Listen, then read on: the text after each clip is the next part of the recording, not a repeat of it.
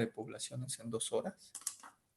Entonces, bueno, es el objetivo, ¿no? Es en esencia un repaso de genética de poblaciones, siguiendo con lo que tenemos el temario.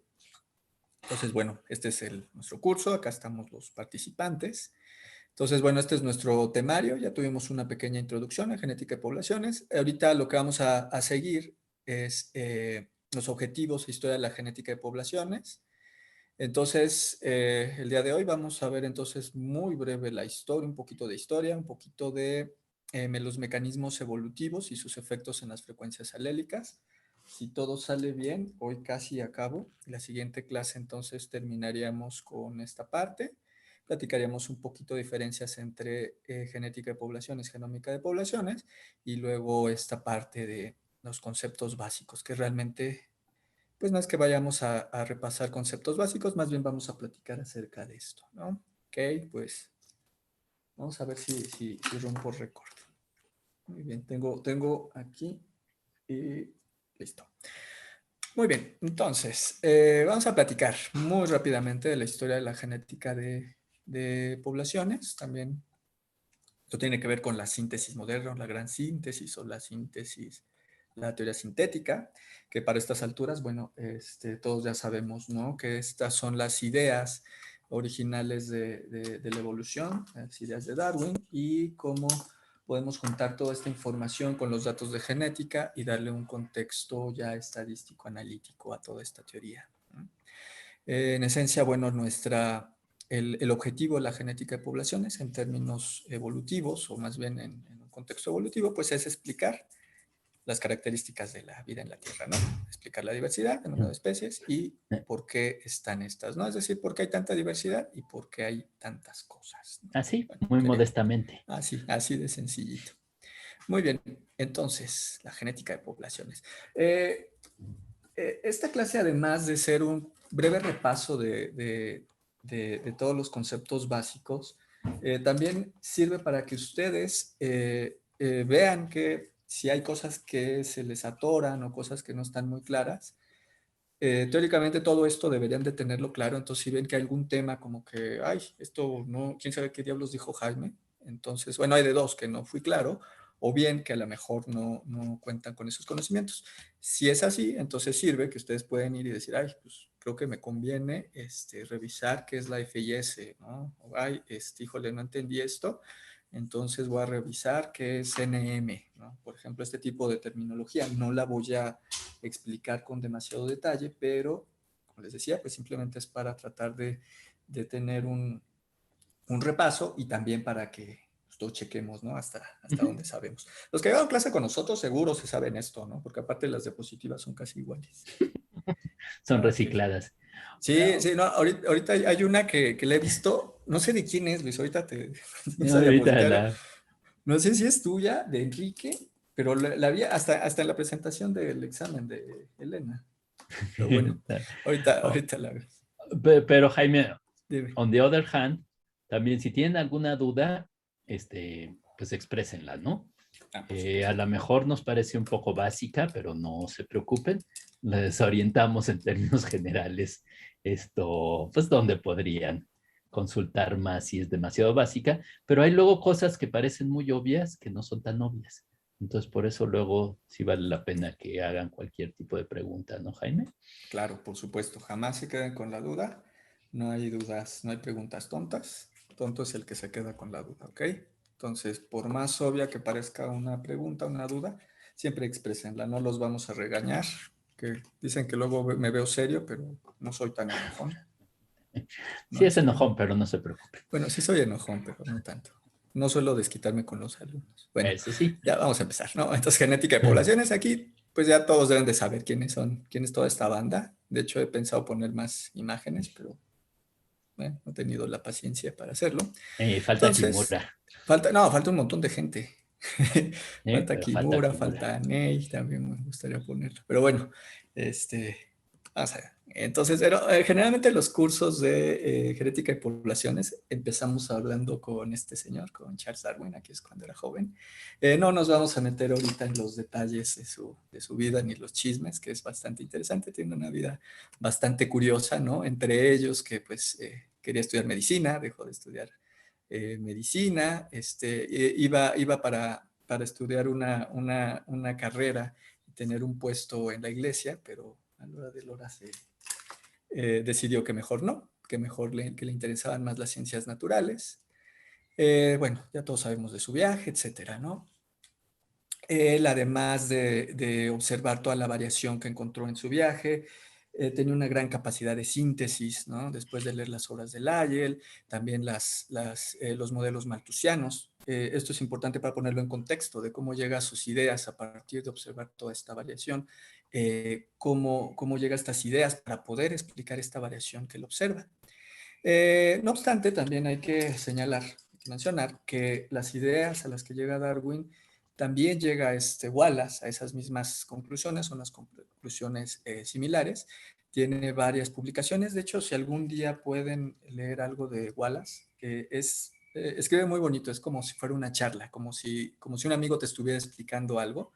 Bueno, también la forma de escribir artículos científicos antes pues era diferente, ¿no? Pero escribe de una manera muy fácil de entender. Entonces, si algún día pueden, yo tenía una colección de escritos de Wallace, pero se murieron en una computadora que murió por ahí. Entonces, pero bueno, si pueden, léanlo. Wallace entonces llega a las mismas conclusiones que Darwin. De hecho, él dice, bueno, pues sí, de todas las variaciones que funcionan y la eliminación de las variaciones que hacen daño, pues le llamaría selección natural, ¿no? Muy bien. Todo esto redactado bueno, no redactado, más bien resumido en El origen de las especies. Que también este es otro punto. Yo siempre les recomiendo a los alumnos que El origen de las especies, al menos un capítulo lo leemos cuando estamos estudiando. Yo les recomiendo que ahora que están en posgrado, lo lean otra vez, al menos alguna parte, porque lo vemos con una visión distinta. Al menos a mí me pasó, ¿no? Cuando ves, ay, mira, pues Darwin ya tenía en la mente conceptos como tipo de vegetación, por ejemplo, ¿no? Que no necesariamente lo menciona, pero hay cosas muy padres, ¿no? Todo lo de paleontología está bonito. Entonces, se los recomiendo, échale un ojo otra vez. Entonces, bueno, la selección natural, según Darwin, en 4 resumidos pasos, ¿no? Lo primero es que hay variación en las poblaciones naturales. ¿Okay? Eso es obvio. Parte de esta variación tiene que ver con el funcionamiento de los organismos, pero además es heredable. Esto es fundamental, ¿no? Él se da cuenta también de esto, que sí tenemos variación, pero, pues, por ejemplo, el tamaño de los picos importa, ¿no? En la alimentación de los pinzones, en ese caso. Y también, obviamente, si tú tienes 2 pájaros con un pico muy grande, los hijos van a tener un pico grande también, ¿no? En las conclusiones a las que llega. Como los recursos son limitados, se genera una competencia entre los individuos, ¿no? Esto de aquí vienen las ideas malthusianas. También es muy claro imaginarnos, ¿no? Tenemos estos pájaros con los picos que hay una cierta cantidad de semillas que pueden consumirse. Entonces esto va a generar una cierta competencia y como consecuencia de estos 3 puntos vamos a tener un proceso de selección natural. Es decir, se van a quedar los que funcionen mejor y esto nos va a llevar a la adaptación. Así de sencillo. Bueno, se dice sencillo, pero es un proceso realmente complejo. Ok, y no nos olvidemos de... Muy bien.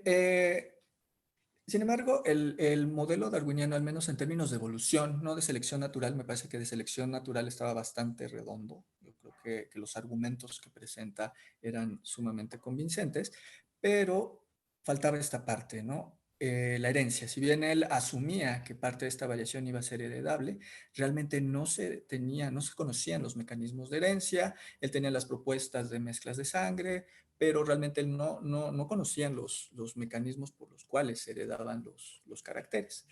Y había siempre este factor, ¿no? La influencia del ambiente y de la herencia, porque esto también era algo que ya se tenía en cuenta, ¿no? Que el ambiente entonces va a determinar muchos de los caracteres fenotípicos de los organismos. Mendel tenía, mediante sus experimentos, él describe el mecanismo de la herencia. Aquí hay un montón de chismes y Darwin nunca leyó a Mendel, que si encontraron el trabajo de Mendel en su oficina de Darwin sin no haberlo abierto, que si Darwin sí lo leyó, pero se encontró en el problema de no poder explicar, no poder conjuntar los mecanismos de la herencia con su teoría, entonces prefirió mejor omitirlo, etc. Creo que todos son como chismes. La razón cuál haya sido, no se integran entonces los mecanismos de la herencia a la teoría de Darwin. También cuando puedan lean el trabajo de Mendel, o al menos la manera en cómo diseña las cruzas con sus chicharitos. Son experimentos muy bonitos, sumamente elegantes, ¿no? Que tenía también un ejército de gente ahí poniéndole. No sé si eran monjitas o algo parecido, ¿no? Haciendo las cruzas.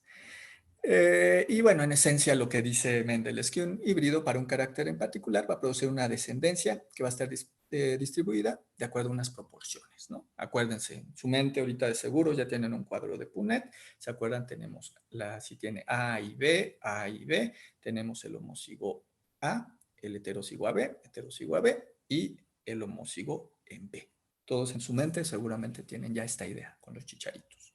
Pues muy bien.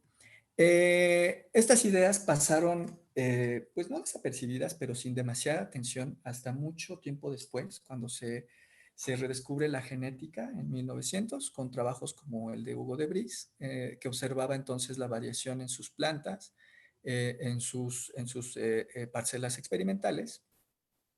Pero, bueno, parte de esta variación que él observaba pues eran más bien rearreglos cromosómicos más que mutaciones puntuales. Pero bueno, era interesante cómo él ya podía entonces observar esta variación y cómo aparecía esta variación en las poblaciones. De aquí nos damos un salto en 1908 cuando se propone el modelo que no solo describe la variación, sino además predice el comportamiento de esta variación bajo ciertas condiciones, por supuesto.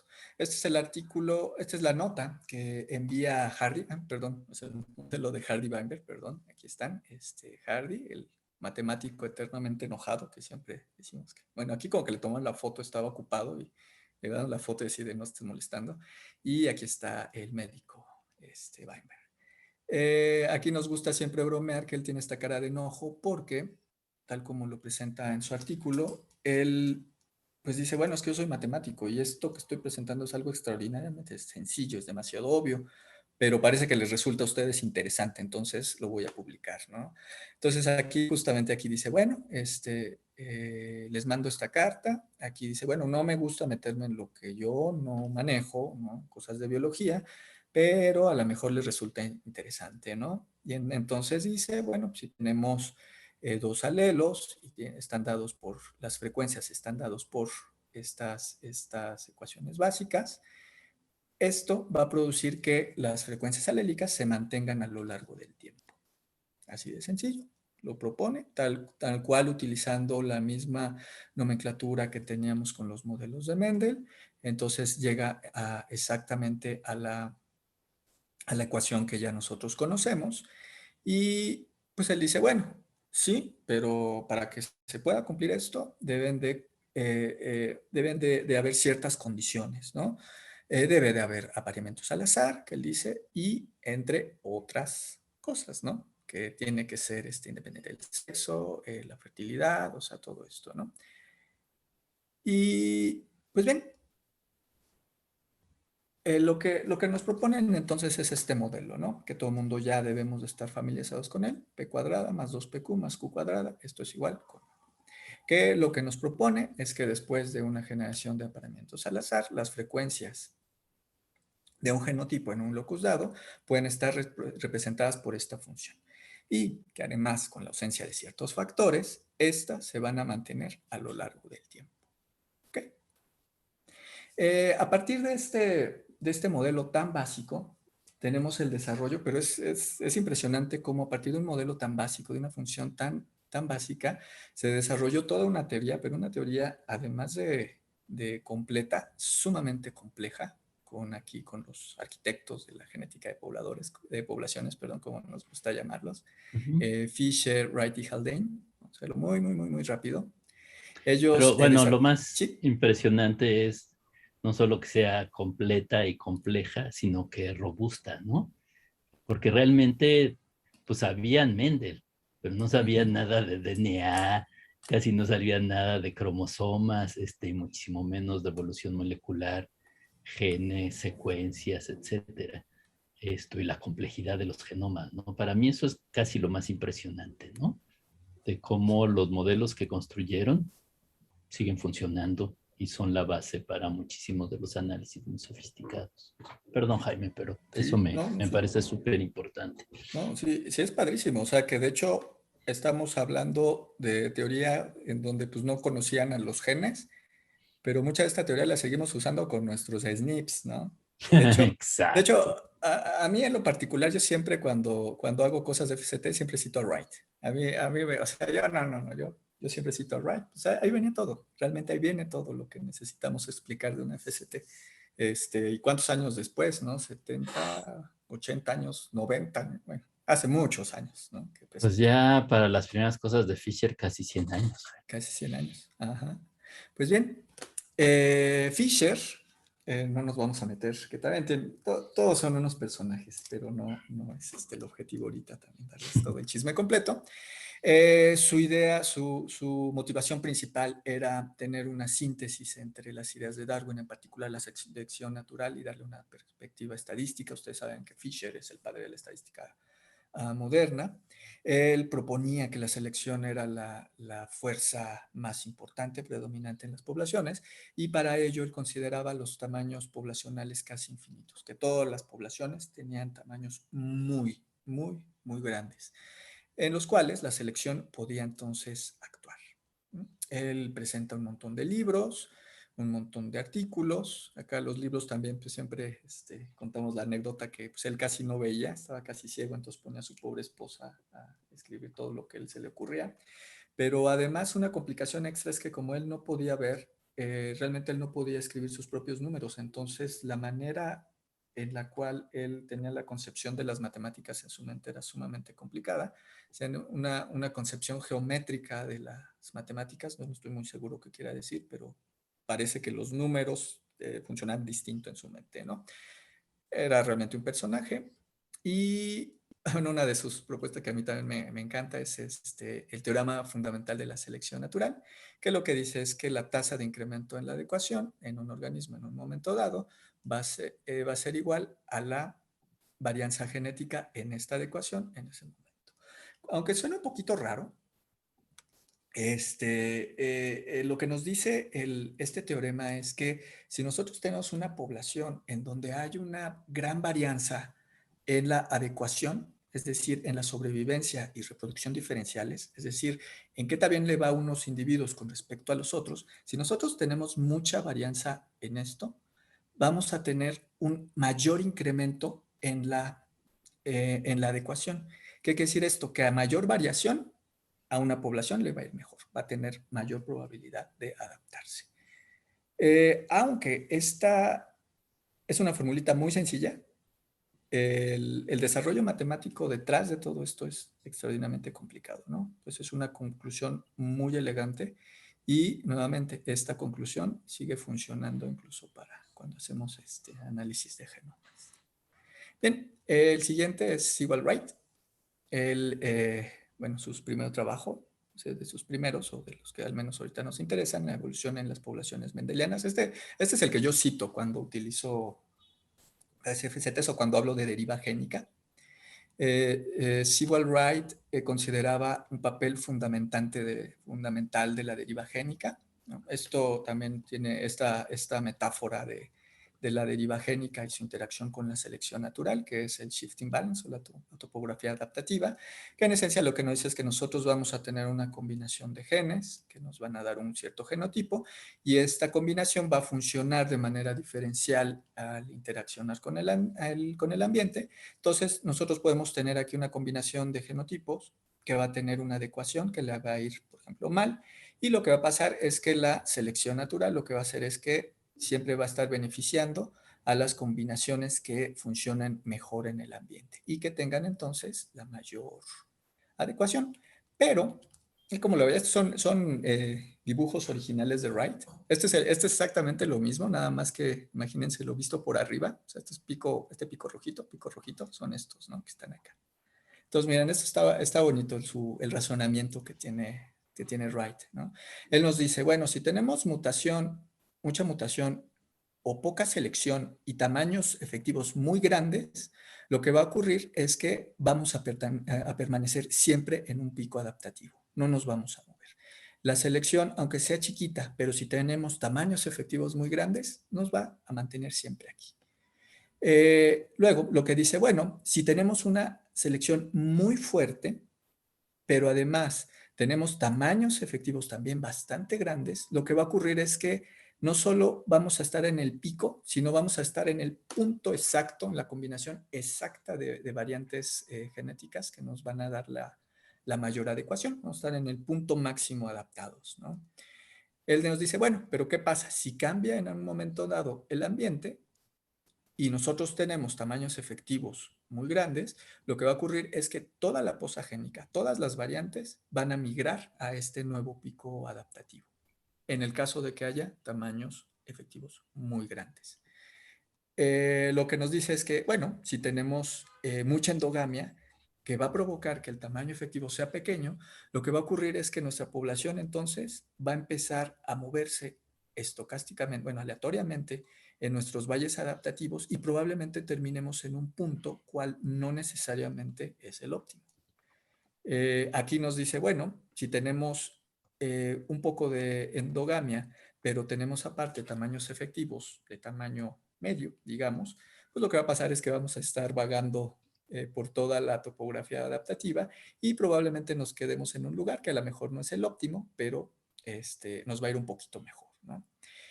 Y en bueno, aquí ya es cuando empieza un poco más complicado, que dice, bueno, pero ¿qué tal que en vez de tener una sola población, tenemos muchas poblaciones pequeñitas que se encuentran en contacto y pues van a haber unas que van a estar mejor adaptadas, otras que van a estar, por ejemplo, las que están aquí cerca del más van a estar mejor adaptadas, las que están cerca del menos van a estar peor adaptadas, pero entonces vamos a tener una estructura, digamos, reticulada, ¿no? En donde va a haber unas que están mucho mejor, unas que están bastante peor, pero el contacto entre ellas va a mantener entonces esta estructura en donde vamos a tener unas que están bien, unas que están mal y unas que están más o menos.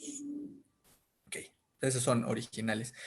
Yo no sé si los demás, a mí en particular todos los artículos de Wright me molesta un poco cuando los leí por primera vez, porque al principio uno lo empieza a leer y aparentemente estás entendiendo todo, ¿no? Lo explica de manera clara, lo escribe bastante bien, pero ya cuando llegas a la mitad del artículo te das cuenta que no entendiste nada, ¿no? Y eso me desespera mucho. Cuando empieza con las matemáticas se pone súper oscuro, entonces pasa de lo bien explicado y obvio y bonito a cosas complicadísimas que ya bueno, al menos yo pierdo el hilo de lo que nos quería decir. Pero sí échenles un ojo, ¿no? Sobre todo a los que donde propone los índices de endogamia. Pues bien, Wright propone los papeles de mutación, la endogamia, los apareamientos y la selección en la evolución. Ya. Aquí está, evolutivas dentro de la topografía adaptativa. Reconocía la selección como mecanismo que nos lleva a la adaptación, por supuesto. Pero lo que dice sí, pero la evolución está dada más bien por cambios azarosos en las frecuencias alélicas. Y esto es causado porque las poblaciones no son de tamaños infinitos, ¿no? Son de tamaños finitos, son de tamaños limitados y entonces el efecto del azar va a tener una importancia preponderante en la composición genética de las poblaciones.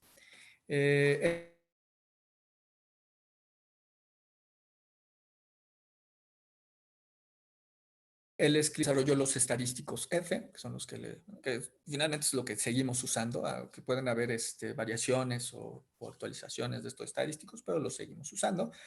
Casi no lo ponen, a mí me gusta mucho, viene en uno de sus artículos, ¿no? Donde él dice el FST. Recuerden que el FST nos mide qué tan diferentes son dos poblaciones, 0 si son iguales, 1 si son totalmente diferentes, pero lo que dice aquí es que la FST va a ser igual al tiempo de divergencia entre dos poblaciones, ¿no? Entre más grande sea el tiempo de divergencia, más alta va a ser la FST.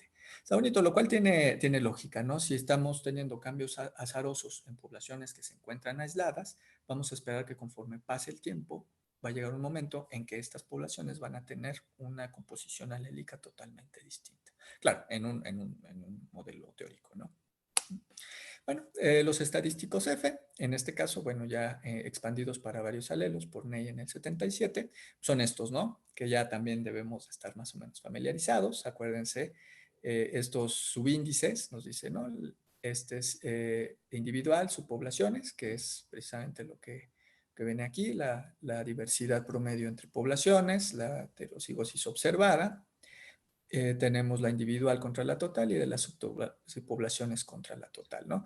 La FIS, también conocida como el coeficiente de endogamia para los cuates. La FST, que es una medida también que se utiliza muchísimo todavía se utiliza para ver qué tan diferentes son las poblaciones y con sus respectivas modificaciones, ¿no? Cuando subimos Hardy-Weinberg, que en apariencia estas son iguales, pero el camino teórico que llegó a estas conclusiones es distinto. ¿Okay? Estadísticos F. Tenemos a Haldane, que también es un personajazo.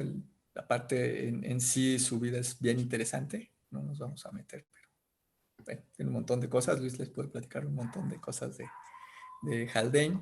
Él escribe, bueno, su serie de artículos, ¿no? La teoría matemática de la selección artificial y natural. Acuérdense los trabajos de Biston, ya conocemos, ¿no? La variante clara, con la revolución industrial, los árboles selectivas de una con respecto a la otra, demasiado, era un súper revoltoso, ¿no? Un coeficiente de selección y tasas de mutación, lo cual es súper interesante y súper importante también, porque si bien teníamos conciencia de la selección, él propone los métodos para estimar estos parámetros, ¿no? Para ver, bueno, qué tanto es tantito de selección. Presenta también el costo de la selección. Él, en esencia, lo que dice, bueno, si tenemos una población que está continuamente va a tener un costo muy grande para esta población en términos de sus tamaños, ¿no? Entonces, si tenemos demasiada selección, puede ser que en un momento dado, una selección que está eliminando individuos, ser que sea un costo demasiado grande y una población pueda colapsar si la única fuerza evolutiva que está actuando es la selección. Este también es bastante interesante, lo vamos a retomar un poquito más adelante. Pero hizo un montón de cosas, ¿no? Cosas de selección de familia, funciones de mapeo de ligamentos, cinética enzimática, trabajos de origen de la vida, ¿no? Con Oparin, libros para niños, ciencia ficción. Yo nunca he leído algo de esto, se supone que sí, bueno, al menos en su biografía dice. ¿Tú has leído algo de ciencia ficción de él, Luis? Creo que El no. micrófono apagado. Ah, Uno como de ciencia ficción, que creo que se llama Dédalus y la ciencia del futuro o algo así, que no es exactamente ciencia ficción, pero sí es como que el libro de Un Mundo Feliz tiene que ver con estas discusiones de Dédalus, etcétera, de los biólogos al poder y cosas por el estilo, son interesantes. Pero creo que hay cuentos de ciencia ficción puros que esos no he leído, ¿no? wow. El libro ese es bien interesante, pero bueno, creo que se puede bajar de internet, creo que es de Dalus, Ah, lo voy a o buscar. algo así. Ok. No, está padre. Igual mi hijo Felipe tiene copia electrónica del libro, luego también se lo podemos pedir. Ah, sí. Bueno, pues sí, bueno, Haldane sí tiene una vida súper interesante, súper compleja, hizo de todo en su vida, aparte de experimentos, experimentos con la salud, Consigo mismo, consigo mismo. que no les recomiendo, muchachos. Sí, no lo hagan. Muy bien. Te lo tengo dividido en pequeñas presentaciones porque como estoy usando mi compu chiquita para evitar que se me vayan a atorar. Y también me voy cronometrando, que voy bastante bien. Chicos, yo no estoy viendo no lo estoy viendo ustedes, ni tampoco estoy viendo el chat. Entonces, si alguien tiene una pregunta, Sí, no, en el porfa, chat me nada más localizan. Carmina se quejaba que se estaba cortando hace ratito un poquito, Oh, pero creo que se oyó todo. qué bueno. Bueno, de todos modos ya se lo saben, ¿no? Deberían de saber. No, no es Pues cierto. No, sí, sí, por favor, me avisan. Cualquier No cosa. sé si Sí, luego vamos a tener acceso a la presentación. claro. Sí, esto se está grabando y lo vamos a poner en el canal. Es otro pendiente. Denme un poquito, ténganme un poquito de paciencia.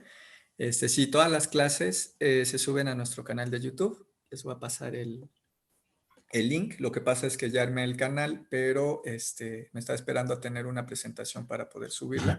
Para Y sí, tener para que esté algo. organizada, porque en el canal tenemos un montón de cosas, entonces para que haya listas de reproducción. Entonces voy a subir esta clase en esa lista de reproducción y ya ustedes van a Perfecto. poder revisar. Gracias. Muy bien. Vientos, ¿no? Entonces, eran unos genios estos amigos. Ok, seguimos un poco más adelante, bueno, bastante, nos saltamos también bastantes sucesos. Tenemos a la genética de poblaciones experimental, bueno, empírica, ¿no? Todo esto viene de las escuelas de genética, la genética clásica experimental con las drosofilas de Morgan, que es Dobzhansky.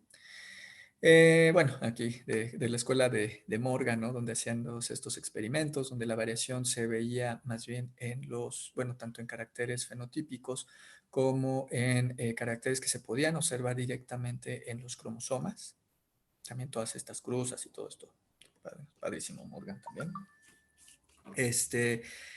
Eh, Él diseña un proyecto para la genética de poblaciones en Drosophila pseudoscura, pero aquí lo interesante, bueno, lo que nos concerne en este momento es que él propone lo que conocemos como el modelo balanceado de las poblaciones, en donde las poblaciones e individuos son ricos en variación genética, es decir, que prácticamente todos los marcadores, todos los genes que nosotros encontremos en un individuo van a ser diferentes, ¿no? Este es un cromosoma, este es el otro, y todos, a pesar de que es el mismo marcador, van a tener, van a estar en estado heterocigo. Entonces, es lo que dice, bueno, vamos a tener un montón de variación y esta variación puede ser únicamente generada por selección natural. Bien, tenemos entonces la contraparte, que es el modelo clásico de la estructura genética de las poblaciones, en donde lo propone Müller. Él dice que las poblaciones realmente no tienen mucha variación genética y que las mutaciones nuevas o estas nuevas variantes, pues más bien van a ser dañinas, ¿no? También aquí cabe señalar que el contexto, si bien ambos trabajaban con Drosophila, los contextos en los cuales trabajaban eran muy distintos, pues tanto así que tenían el mismo modelo y llegaron a conclusiones totalmente opuestas, ¿no? Por ejemplo, Müller pues trabajaba con el efecto de rayos X y pues él veía que si tú bombardeabas con radiación a una mosquita, pues lo más probable es que sí te va a tener variación genética, pero toda esta variación iba a ser, pues, hacer que salieran con la pata chueca o sin ojos, etcétera, ¿no? Entonces, bueno, teníamos estas dos aproximaciones que trataban de explicar que trataban más que explicar, de predecir cómo iba a ser la variación genética en las poblaciones. Pero aquí hay algo súper importante, ¿no? La mayoría de observaciones de la variación genética se basaban en características que podíamos observar, ¿no? O en organismos modelo. Características que podíamos observar, pues el color, por ejemplo, en el caso de Viston betularia, de muchas flores, etcétera, ¿no? O bien cuando se tenían organismos que se podían crear de manera masiva, ¿no? Como las drosofilas. Pero se dan cuenta que pues teníamos una teoría padrísima, una teoría, un desarrollo matemático impresionante, sumamente complejo, pero no conocíamos el ADN, ¿no? Como siempre dice Luis, es como tener la fábrica de Ferrari sin haber descubierto el fierro, ¿no? ¿Alguien se acuerda en qué año descubrieron el ADN, por ejemplo? 1959. ¿Qué? ¿No escuché? 1959. No, un poquito antes, la publicación Antes. de, ¿cómo se llamaban los señores? Watson y Crick. 1953. 53, es un artículo que publican en Nature, ¿ok? Pero, Pero, perdón, ¿escucho? esa es la estructura, ¿no? Pero el ADN ya se conocía. El ADN ya no se conocía, pero pues sabías que era una tirita, ¿no? Es cuando se describe la doble hélice, por supuesto. Ese es, digamos, el parteaguas al que nos estamos refiriendo. Es en el 53, pero como en esta clase ya tenemos una política de género, ¿alguien se acuerda? ¿Alguien sabe quién es Rosalind Franklin? Sí. Sí, no, bueno, sí, Sí. no, a los alumnos. ¿Alguien se acuerda quién es Rosalind Franklin? Bueno, Esos les queda de rancherotes. tarea, chicos, investigar. Mm. Acabando esta clase, no, por supuesto no se los voy a pedir, pero van a investigar quién es Rosalind Franklin, cuál fue su contribución para este descubrimiento de la doble hélice.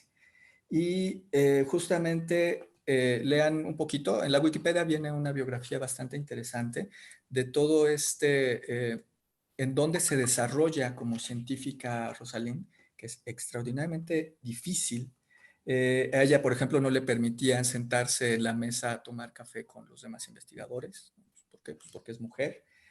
También ahí vienen las anécdotas de que Watson era un verdadero patán, se la pasaba molestándola desde que si era muy sangrona hasta por su manera de vestir.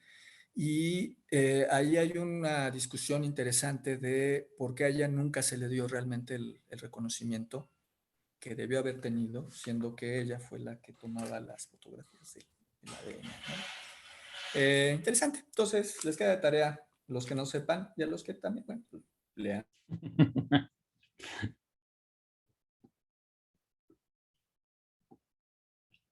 Muy bien. No está de más, pero bien joven a los 38 años de cáncer por las radiaciones. Bueno, muy bien. Entonces, quedamos que se describe en el 53 la doble hélice, pero realmente los datos de variación genética son hasta que nosotros tenemos a las isoenzimas. Con Richard Lewontin, con Hobby, que yo siempre les digo, bueno, está simpático, está muy chafa tener un coautor muy famoso, porque cada vez que buscas algo de esto, nunca he encontrado fotos de Hobby, siempre sale Lewontin. Miren, Hobby es el primer autor. Pero bueno, son las isoenzimas. Las isoenzimas pues no es más que agarrar un organismo, molerlo, extraerle las enzimas y meterlas en un campo eléctrico. Entonces estas van a migrar de acuerdo a su carga y a su peso. Entonces observaron que por ejemplo, es la hemoglobina, tiene distintas variantes, ¿no? Un montón, de acuerdo a su carga. Y esto pues es la primera manera que se tiene de poder cuantificar la variación genética, que si bien no era la manera directa, de medir la variación genética del ADN, si era una representación de la variación genética que tenían los individuos. Entonces, de ahí se obtienen los primeros estimados de variación genética basados en datos de genética real. Y bueno, sale que hay un montón de variación genética, donde aparentemente esto apoya el modelo balanceado de Domsansky, en donde tenemos un montón de variación genética. Entonces, de aquí, bueno, viene una moda, bueno, un boom de vamos a agarrar prácticamente cualquier organismo, que de hecho sí podemos agarrar cualquier organismo, molerlo y hacerle sus isoenzimas, ¿no? Entonces tenemos un montón de información. De ahí desprende un artículo clásico de Lewontin, el de si las isoenzimas son el milestone o el millstone, es decir, si son como el gran descubrimiento o por el contrario son una carga, porque llega un momento en que nos llenamos de datos que realmente no nos están permitiendo explicar por qué son, se quedan en cómo se originaron, se queda en una parte, digamos, descriptiva de la variación genética. Pues bien, después de esto, pues tenemos al gran Kimura, que de hecho falta su foto en mi presentación original, la voy a poner de ahora en adelante. Pues no, él lo que dice, bueno, sí hay mucha variación en los organismos, pero la mayoría de ella es nula para la selección, o como él lo propone, neutral. También este es un libro clásico, está bastante agradable de leer, bueno, con respecto a otros libros, aunque por ahí dicen que realmente no es que Kimura escribiera bien, sino más bien su amigo Crow era el que le hacía el paro con la escritura en inglés, pero sus artículos generalmente son fáciles de leer. Él pondera el papel de los procesos estocásticos, extiende las ideas de Fisher, de Haldane y Wright, perdón, de Wright, aquí tengo que corregirlo, y desarrolla la teoría neutral, ¿no? Aquí está este artículo que también es muy bonito, realmente es una cuartilla y media. Es un artículo también muy bonito, muy fácil de leer.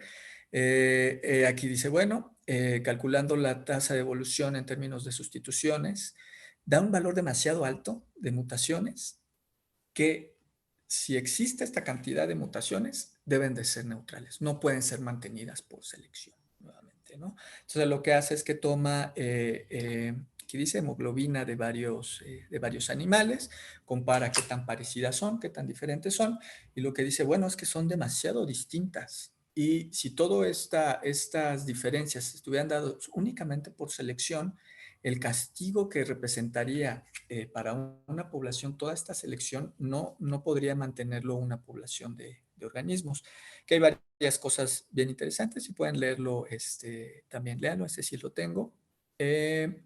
Y, por ejemplo, aquí hay algo bien interesante, ¿no?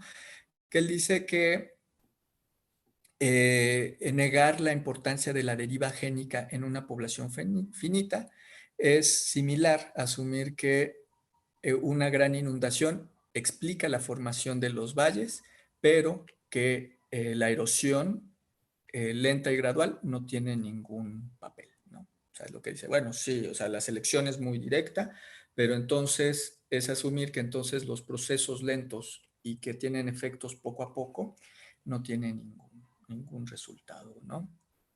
Me gustó esta metáfora que presenta Kimura. Y bueno, su idea en esencia es esta, ¿no? La carga segregacional o substitucional load, segregational load.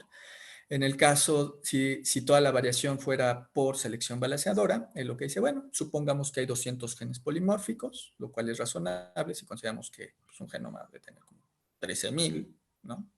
Y cada gen tiene una ventaja selectiva de 0.01. Entonces, lo que dice, bueno, la fracción de individuos eliminados sería de tanto, 0.99, muy alta, lo cual implicaría que cada adulto debería dejar una progenie de 22,000 individuos para mantener la población en un tamaño constante. Esto hay de dos, o tenemos 22,000 hijos, o bien necesitaríamos morirnos muchas veces cada quien para mantener la cantidad de variación, si esta fuera mantenida y generada únicamente por selección. Entonces, bueno, a partir de estas ideas se desarrolla todo lo que es el centro de la evolución molecular. Este balance entonces entre la deriva génica y la mutación, tenemos por una parte que se está generando nueva variación por medio de la mutación, tenemos deriva génica que le está purgando por el azar, y esto, bueno, nos lleva al desarrollo de un montón de teoría que vamos a ver después, ¿no? Pero también hay ciertos detalles, ¿no? Que si todo fuera neutral, pues también debería de haber mucha más variación de la que nosotros estamos observando. Esto lo que quiere decir es que la disciplina de la genética de poblaciones está compuesta por un montón de ideas, que eso que también nos sirve de lección, ¿no? Toda esta historia que tenemos, ideas que en su momento son la corriente dominante, que son lógicas, que sí funcionan, pero que siempre hay nuevas cosas que están saliendo y por eso pues también tenemos que siempre mantenernos actualizados, ¿no? Que lo que es fascinante también es que todas estas ideas originales que ya tienen muchos años de ser propuestas siguen funcionando a nuestros días. Muy bien, eso fue la introducción. ¿Tienen alguna pregunta? ¿Alguien preguntó algo? Creo que no. Bueno, muy bien. Pues vamos a seguir con nuestro repaso de genética de poblaciones. Estoy muy contento, voy en mi tiempo. Aquí tengo mi...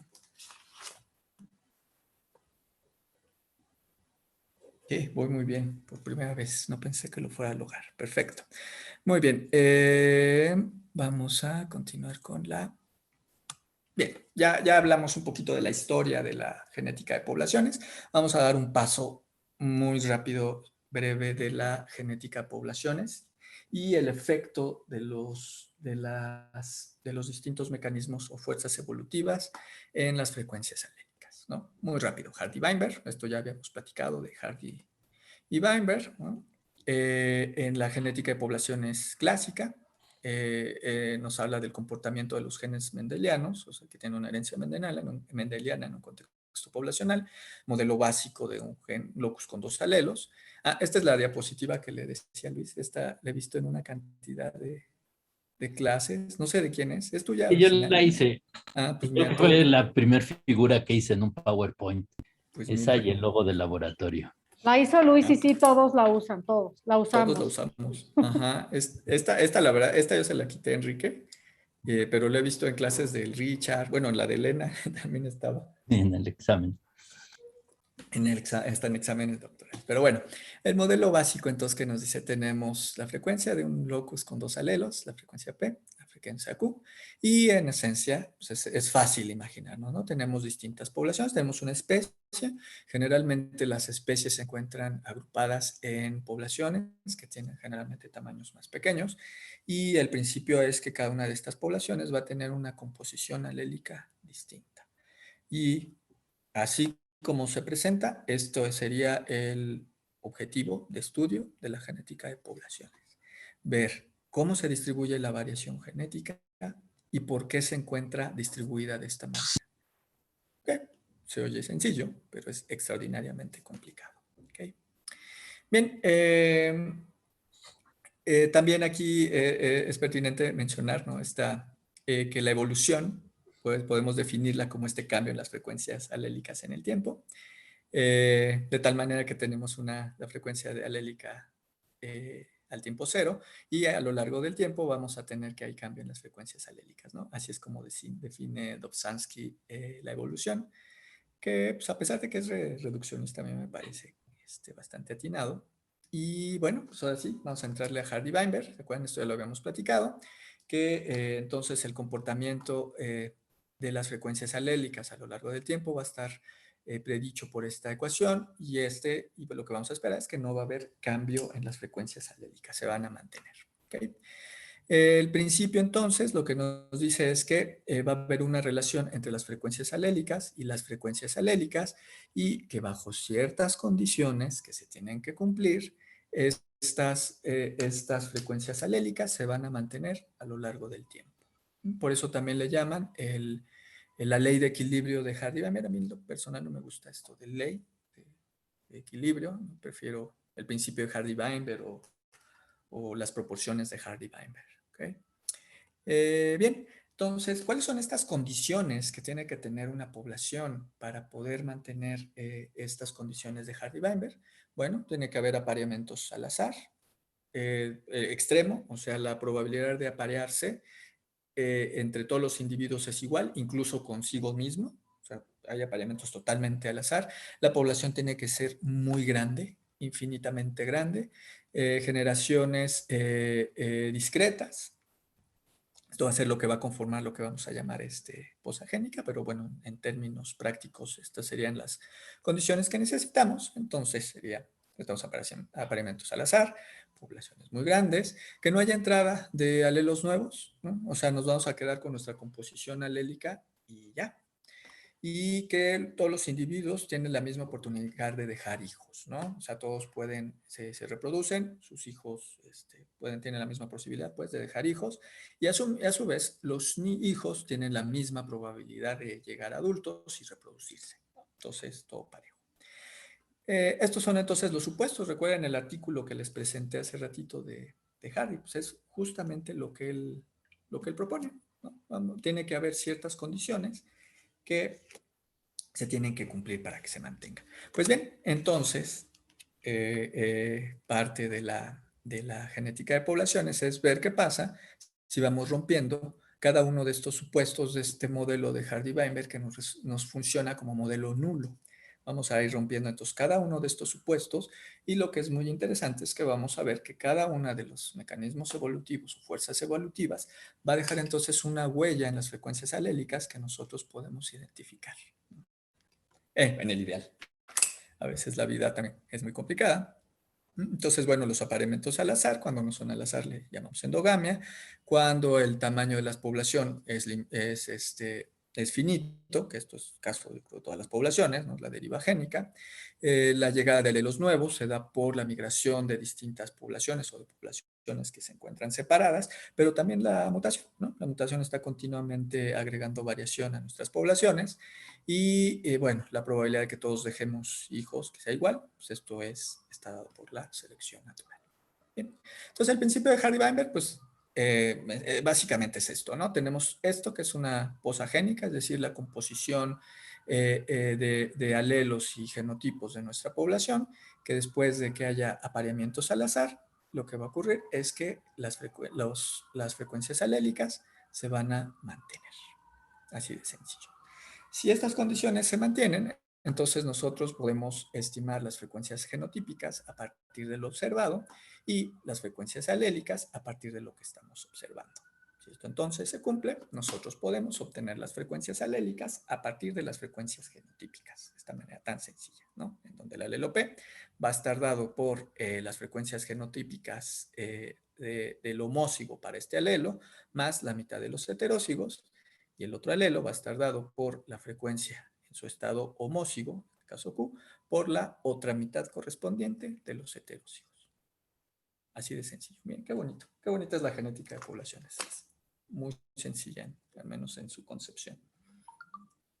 Bien, y bueno, también está la demostración, ¿no? Bueno, sí, esto siempre lo dejamos de tarea en los cursos de genética de poblaciones, en uno de los ejercicios del GEDRIC, ¿no?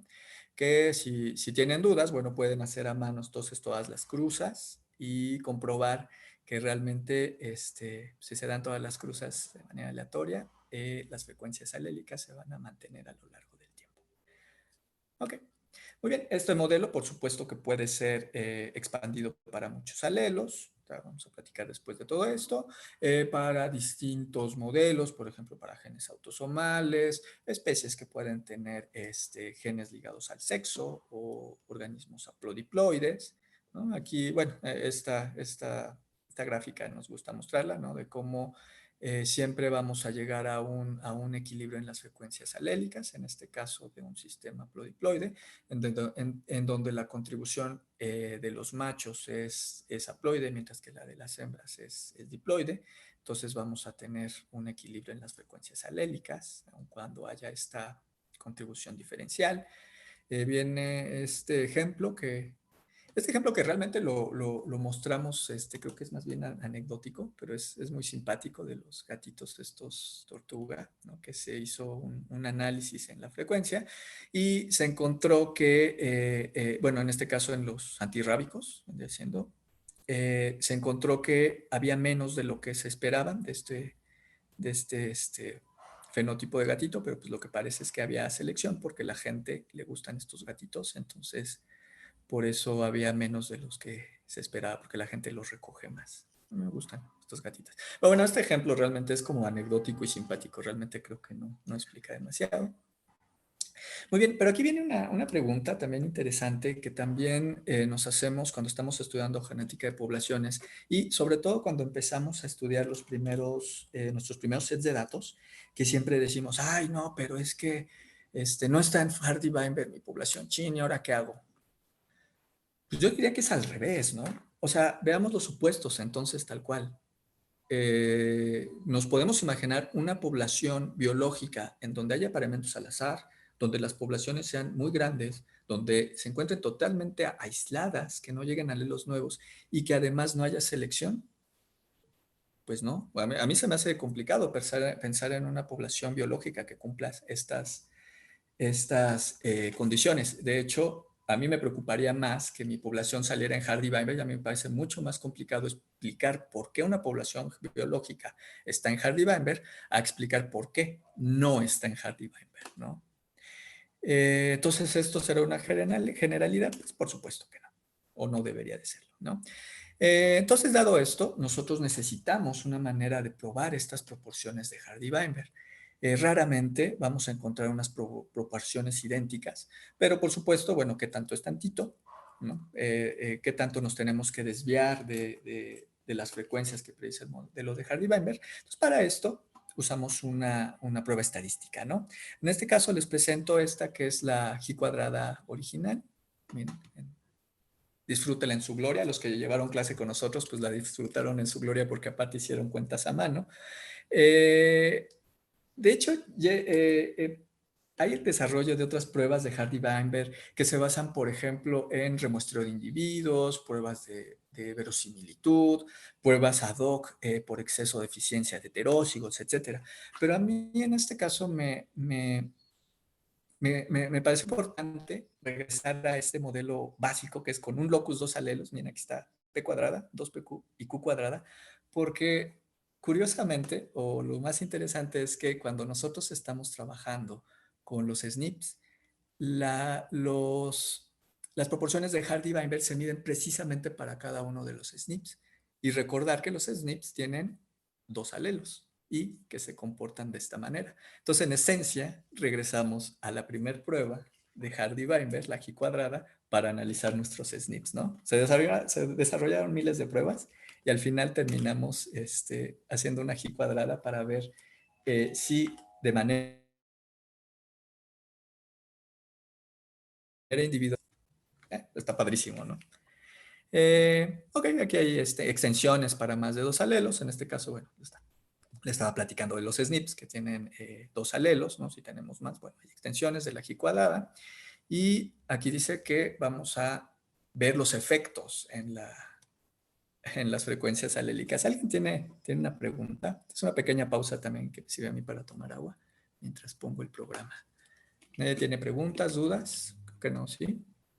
Yo tengo una duda con respecto al equilibrio de Weinberg. Bueno, Bien. cuando yo ahorita estoy trabajando con SNPs y para la defensa de mi tesis justamente fue uno de los profesores que sugirió que dentro de los criterios de filtración, uno de esos criterios fuera justamente filtrar aquellos SNPs que estuvieran bajo el equilibrio de Hardy-Weinberg.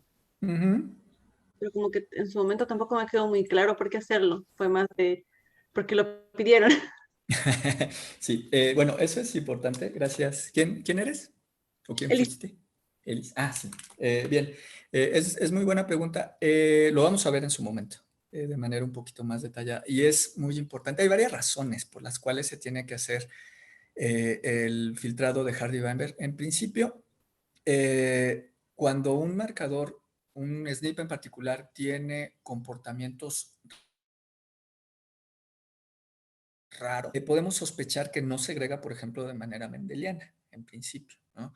También, por ejemplo, si tiene demasiados homózigos, puede ser que ese marcador esté fijo realmente en las poblaciones y que realmente no esté recombinando, también puede ser.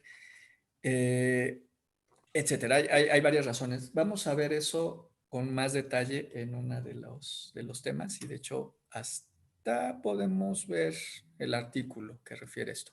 Pero sí es importante y de hecho vamos a ver con cuidado cuál es el efecto. ¿Qué pasa si tenemos un set de datos y no hacemos este tipo de filtros? Aunque Y sí es importante. usualmente lo Sí que vamos se a ver. hace es quitar los que no están en equilibrio Hardy-Weinberg y dejarlos de Exacto. Hardy-Weinberg como los neutros, ¿no? Ujú. Y luego en otros análisis, pues al revés. A lo mejor son más interesantes los que no están a priori en equilibrio Hardy-Weinberg por distintas razones, ¿no? Entonces depende realmente para qué quieres tus SNPs. Si lo que quieres es marcadores aleatorios para contar la historia promedio de la población o la especie, pues sí, SNPs que no estén en desequilibrio de ligamiento y que estén en Hardy-Weinberg, ¿no? Pero a veces los que queremos son exactamente al revés, ¿no? Los que tienen fuertes diferencias entre las poblaciones o a lo mejor algunos que hay exceso de homózigos o de heterózigos tal vez para otros tipos de análisis de selección. Entonces sí, es crítico todo esto. Sí, y no es trivial la filtrada. Bueno, No. lo vamos a ver en su momento, pues, pero qué bueno, aprovechando la intervención, no es trivial y sobre todo no hay una receta. Eso lo tenemos que tener. Para esto no hay recetas, ¿no? No, es que utiliza entonces un Hardy-Weinberg de tanto, un MAF de tanto, un desequilibrio de ligamiento, bueno, una R cuadrada de tanto y con eso. No necesariamente. ¿Ok? Eso lo vamos a platicar también. Claro. Bueno, siguiendo. Sí, ok, Hardy-Weinberg. Entonces, ¿qué pasa si estamos en Hardy-Weinberg? Aquí tenemos un programita que utilicé también en las clases para simular frecuencias alélicas. Entonces, supongamos que empezamos con nuestro alelo en frecuencia de punto 1. ¿Qué pasaría? Pues no pasa nada, ¿no? Estamos en Hardy-Weinberg, se va a mantener. Sí, independientemente entonces de la frecuencia inicial que tenga nuestro alelo, pues, se va a mantener, ¿no? Este era rápido. Ok, ahí están las simulaciones. Es lo que va a pasar. Tenemos entonces aquí las frecuencias alélicas iniciales van a ser exactamente a las frecuencias alélicas finales, ¿no? Y también las frecuencias fenotípicas se van a mantener. Muy bien, pues Hardy-Weinberg, ahí está, el modelo más aburrido. Muy bien. Bueno, es que lo tenía aquí marcado, por eso lo iba a hacer. Vamos a ver el efecto de las frecuencias alélicas en absolutamente todos los casos. Fuerzas. Listo. Y va fuerzas 2. Muy bien. Ay, me tapa el mugre letrerito este donde dice stop share. Es que subo mi ventana y se hace grande y me estorba. Listo. Muy bien. ¿Se puede mover? Ah, sí se puede mover. Perdón, es que estoy. Ay, no sabía que se podía mover el letrerito este. Bien, como el panel de control, pues, perdón, disculpen, el panel de control de Zoom se puede mover. Perfecto, ya lo quité, siempre me estorba. Muy bien. Entonces, Hardy-Weinberg, ya vimos, ¿no? Son ciertas condiciones que se tienen que cumplir para que entonces no pase nada, ¿no? Como dice, bueno, ¿qué pasa cuando no pasa nada? Exactamente, y el chiste viene cuando vamos a empezar a romper. Ay, no, perdón, este no es. Ay, es que esta cosa me tapa siempre. A ver, ahí está. ¿Qué es lo que pasa cuando nosotros rompemos entonces los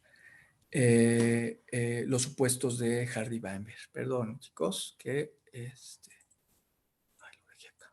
Qué bárbaro. Listo, ahora sí. Listo, ahora sí.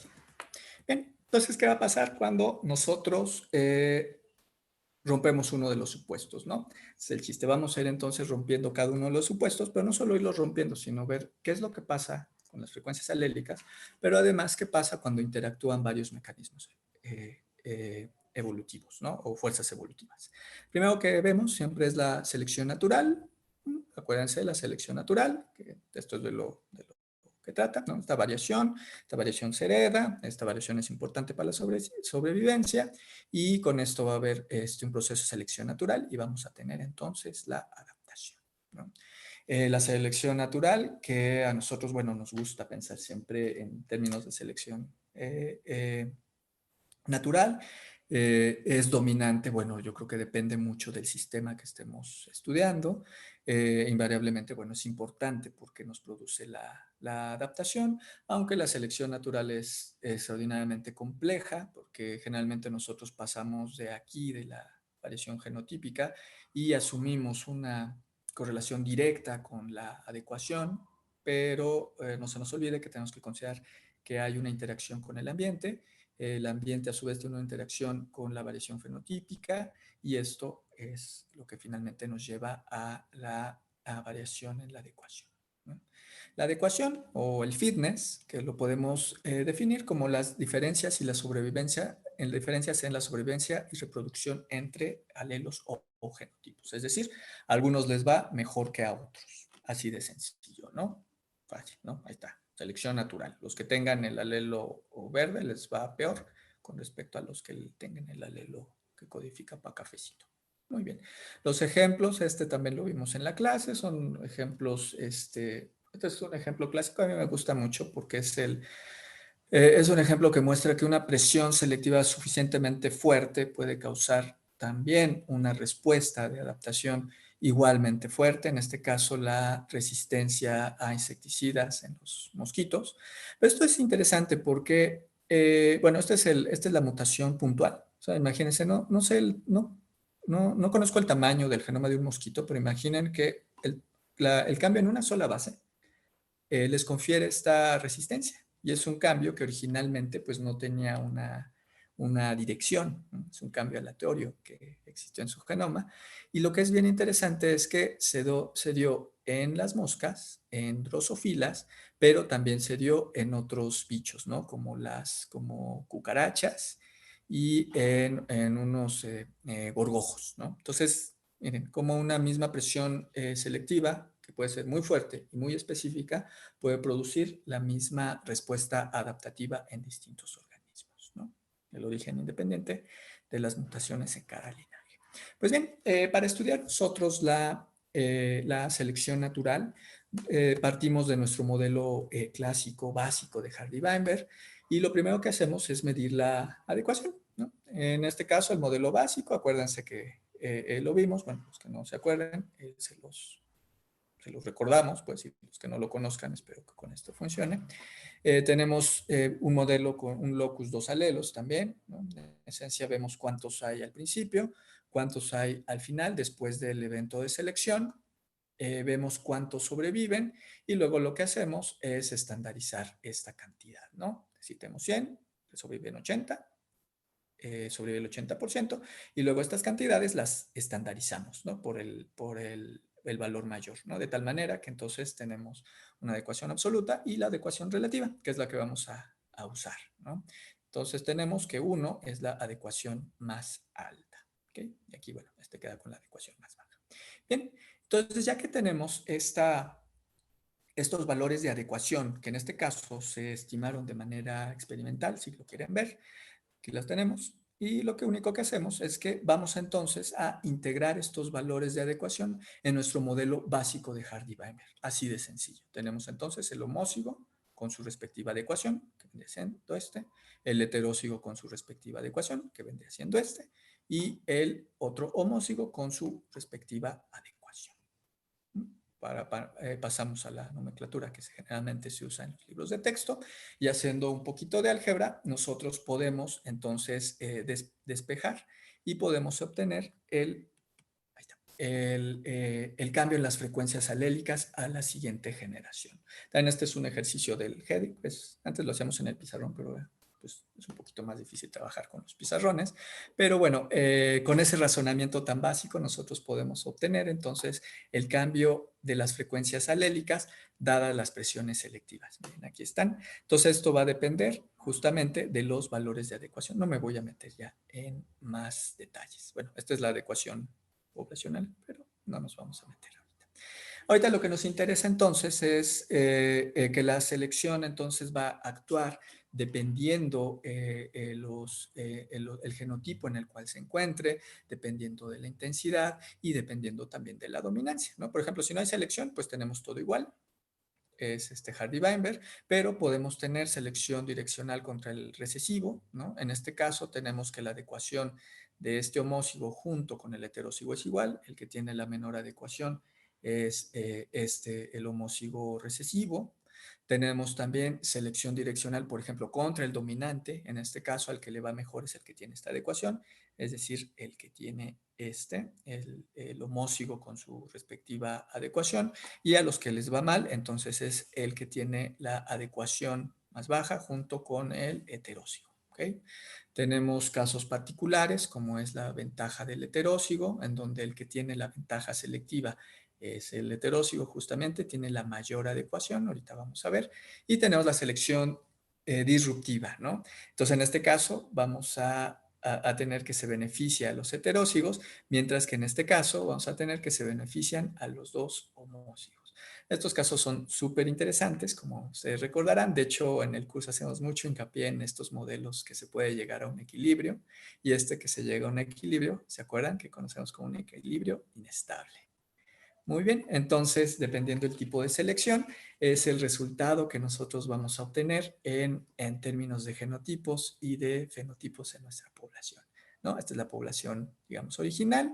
Nosotros podemos tener una selección direccional que lo que va a hacer es disminuir la variación, va a beneficiar a únicamente un tipo o una variante, ¿no? Vamos a tener entonces un movimiento de la distribución de la variación. Podemos tener la disruptiva o la que castiga al heterócigo, entonces vamos a tener únicamente los extremos, o bien podemos tener una selección estabilizadora o una selección balanceadora que lo que va a hacer es beneficiar a los heterócigos, ¿no? Entonces lo que va a pasar es que vamos a tener entonces lo que se encuentra exactamente en medio. Pero esto tiene consecuencias también bastante divertidas. Vamos a regresar a nuestro programa de simulaciones. Si logro ver algo. Así aquí está. Muy bien, entonces esto era Hardy-Weinberg, ¿se acuerdan? Vamos a dejar entonces estas líneas, nada más acuérdense qué colores eran. Y vamos a empezar igual con un alelo que tenga una frecuencia inicial de 0.1, pero en este caso vamos a darle alguna ventaja selectiva. Aquí están las ecuaciones, ¿se acuerdan? Estos serían los valores de W, son exactamente los mismos que vimos, la misma nomenclatura, perdón. Entonces, en este caso vamos a hacer un modelo de, por ejemplo, de selección en contra del recesivo, ¿no? Aquí tenemos entonces que el alelo 1 tiene ventaja, tiene una frecuencia inicial de 0.1 y el que sale perdiendo es el recesivo, ¿no? Que en este caso el A2A2. Vamos a ver cómo se comporta. Ajá, ¿qué es lo que pasó? Que tenemos un alelo que tiene una frecuencia baja, pero al ser un alelo que tiene ventaja y que además es dominante, ¿qué es lo que va a pasar en la población? Que va a aumentar, ¿ok? ¿Qué pasa si nosotros cambiamos entonces su ventaja selectiva? Vamos a suponer que ahora recesivo, por ejemplo, es 0.6. Vamos a ver. Vamos a bajarle a 0.8, por ejemplo. Listo, ¿no? Entonces, aquí lo que observamos es que cuando tenemos entonces la ventaja, en este caso del dominante, ¿qué es lo que va a pasar? Que el alelo en cuestión, entonces, va a aumentar en su frecuencia, ¿no? Aquí tenemos estas simulaciones para 500 generaciones. Empezamos con una frecuencia de 0.1 de este alelo, pero si es beneficiado por la selección, al final de 500 generaciones vamos a tener una frecuencia de 0.98, ¿no? Prácticamente va a dominar. Aquí hay una pregunta interesante, chicos. Si continuáramos esta simulación indefinidamente, ¿eso implicaría que esta población se quedaría únicamente con este alelo dominante? ¿Se fijaría, digamos? No, ¿No? ¿Por qué no? porque no se pierden, siempre se queda una pequeña proporción. Ajá, ¿pero por qué? Pues por lo que las leyes, bueno, yo lo veo como por las leyes de Mendel, que el alelo recesivo siempre se queda en una pequeña proporción. En una pequeña proporción. ¿Pero en dónde se queda o por qué se queda? En los heterocigotos. Exactamente, muchas gracias. Exactamente, ¿no? Recuerden que este modelo de selección, de todos modos, estamos asumiendo únicamente selección. Quiere decir que hay apareamientos al azar. Entonces, ¿qué quiere decir? Que a pesar de que este alelo, aun cuando es chafa, que, bueno, incluso vamos a ponerle vamos a limpiarlo, y vamos a ponerle una adecuación bajísima, ¿no? Vamos a ponerle una adecuación de 0.1, ¿no? Así, bajísima. ¿Y qué es lo que va a pasar? Que de todos modos, obviamente, este alelo va a disminuir en su frecuencia, el alelo ventajoso va a ser el que va a tener una frecuencia más alta, pero va a permanecer. ¿Y esto por qué es? Porque este alelo que es recesivo, es deleterio recesivo, va a permanecer siempre escondido en los heterócigos. ¿Por qué? Porque hay apareamientos. Entonces, esto es interesante, porque a pesar de que podemos tener una ventaja selectiva por parte del dominante, siempre vamos a ir cargando a cuestas con el deleterio, porque se esconde en los recesivos. ¿Qué pasaría? Vamos a poner una frecuencia aquí, 0.5, y vamos a hacer el plot igual, ¿no? Aquí está, ¿no? ¿Qué pasaría si este alelo fuera letal? Es decir, que tuviera una frecuencia, una adecuación de 0.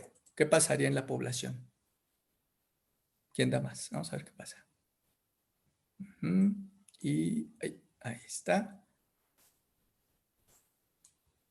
Voy a limpiarlo porque no se ve. Aquí está. ¿Qué es lo que pasó con este alelo letal? ¿Se purgó de la población o no en 500 generaciones? ¿Quién da más o quién da menos? Pues, ¿qué creen? Que no. Entonces, nuevamente, si tenemos apareamientos aleatorios, a pesar de que este es súper chafa, al expresarse únicamente en el estado homózigo, va a permanecer en estado heterózigo en la población y, teóricamente, si la población es infinitamente grande, se va a quedar. ¿Ok? Muy bien. Ahora, por ejemplo, vamos a un caso más interesante. Vamos a limpiar este. ¿Ok? Por ejemplo, vamos al caso que nos gusta mucho de ventaja del heterócigo, por ejemplo, ¿no? Tenemos, por ejemplo, que el homócigo de este lado tiene una adecuación de 0.8, el homócigo del otro tiene una de 0.7 y el que tiene la mayor adecuación entonces es el heterócigo. ¿Qué es lo que va a pasar? Pues vamos a ver, con una frecuencia alélica inicial de 0.5. Si nosotros cambiamos las frecuencias alélicas, por ejemplo, a 0.1, las frecuencias alélicas iniciales, ¿qué es lo que va a pasar? ¿Qué es lo que estamos observando aquí? Que cuando nosotros tenemos un modelo de selección a favor del heterócigo o bien de selección balanceadora, siempre vamos a llegar a este valor, que es el valor, que espero que todos recuerden, de el equilibrio. ¿Okay? En donde nosotros vamos a tener, miren, si ven aquí, este vendría siendo nuestra topología adaptativa que nos gusta tanto. Este vendría siendo el punto máximo de la adecuación, y este vendría siendo la combinación de frecuencias alélicas en la cual ese se encuentra el punto máximo. Que el punto máximo o las frecuencias alélicas en equilibrio son de 0.6 paralelo a 1 y de 0.4 paralelo a 2. ¿Okay? Muy bien, ¿y qué pasaría si tenemos el caso contrario? Por ejemplo, en donde tenemos castigo para el heterózigo y por otra parte tenemos la ventaja de los dos homózigos. Listo. Creo que exageré, pero bueno, ahí está. Miren, ¿qué es lo que pasa? Que tenemos que domina uno de los dos. Ajá. Este está simpático. ¿Qué pasa si yo pongo, voy a limpiar? Bueno, a mí me fascinan estas simulaciones. Espero que se estén entreteniendo como yo. ¿Qué pasa si tenemos una frecuencia alélica inicial de 0.5? Ajá. Pero ¿qué pasa si tenemos una frecuencia alélica, por ejemplo, de 0.4? ¿Y qué pasa si tenemos, por ejemplo, una frecuencia alélica de 0.6? Jaime, ¿se puede cambiar la escala temporal? Sí, ¿quieres más o Como menos? abrirlo, pues que se vean las 100 primeras generaciones más. ¿No? Para que se vean los cambios más. Ahí está, a 50. Ándale, ahora ponlo para que se vea. A ver, vamos otra vez. A ver, chicos. Yo espero que todos en su mente ya sepan qué va a pasar. Tenemos selección disruptiva, castigo al heterózigo, ¿no? Entonces corremos y tenemos en 0.5, si empieza con una frecuencia 0.5, tenemos... Se queda en 0.5. Ajá. Si nosotros la subimos un poquito, vamos a ponerla a 0.55, ¿qué es lo que va a pasar? ¿Ok? Y si nosotros, por otra parte, la bajamos un poquito, la ponemos en 0.45. ¿Se acuerdan entonces? Esto lo platicamos hace un ratito y lo vimos también en las clases. Esto es lo que conocemos como el equilibrio inestable. ¿Okay? Que si hay ciertas condiciones en las cuales se pueda dar un equilibrio de las frecuencias alélicas, pero justo si nosotros nos desviamos un poquitito para arriba o un poquitito para abajo de estas condiciones, lo que vamos a obtener es que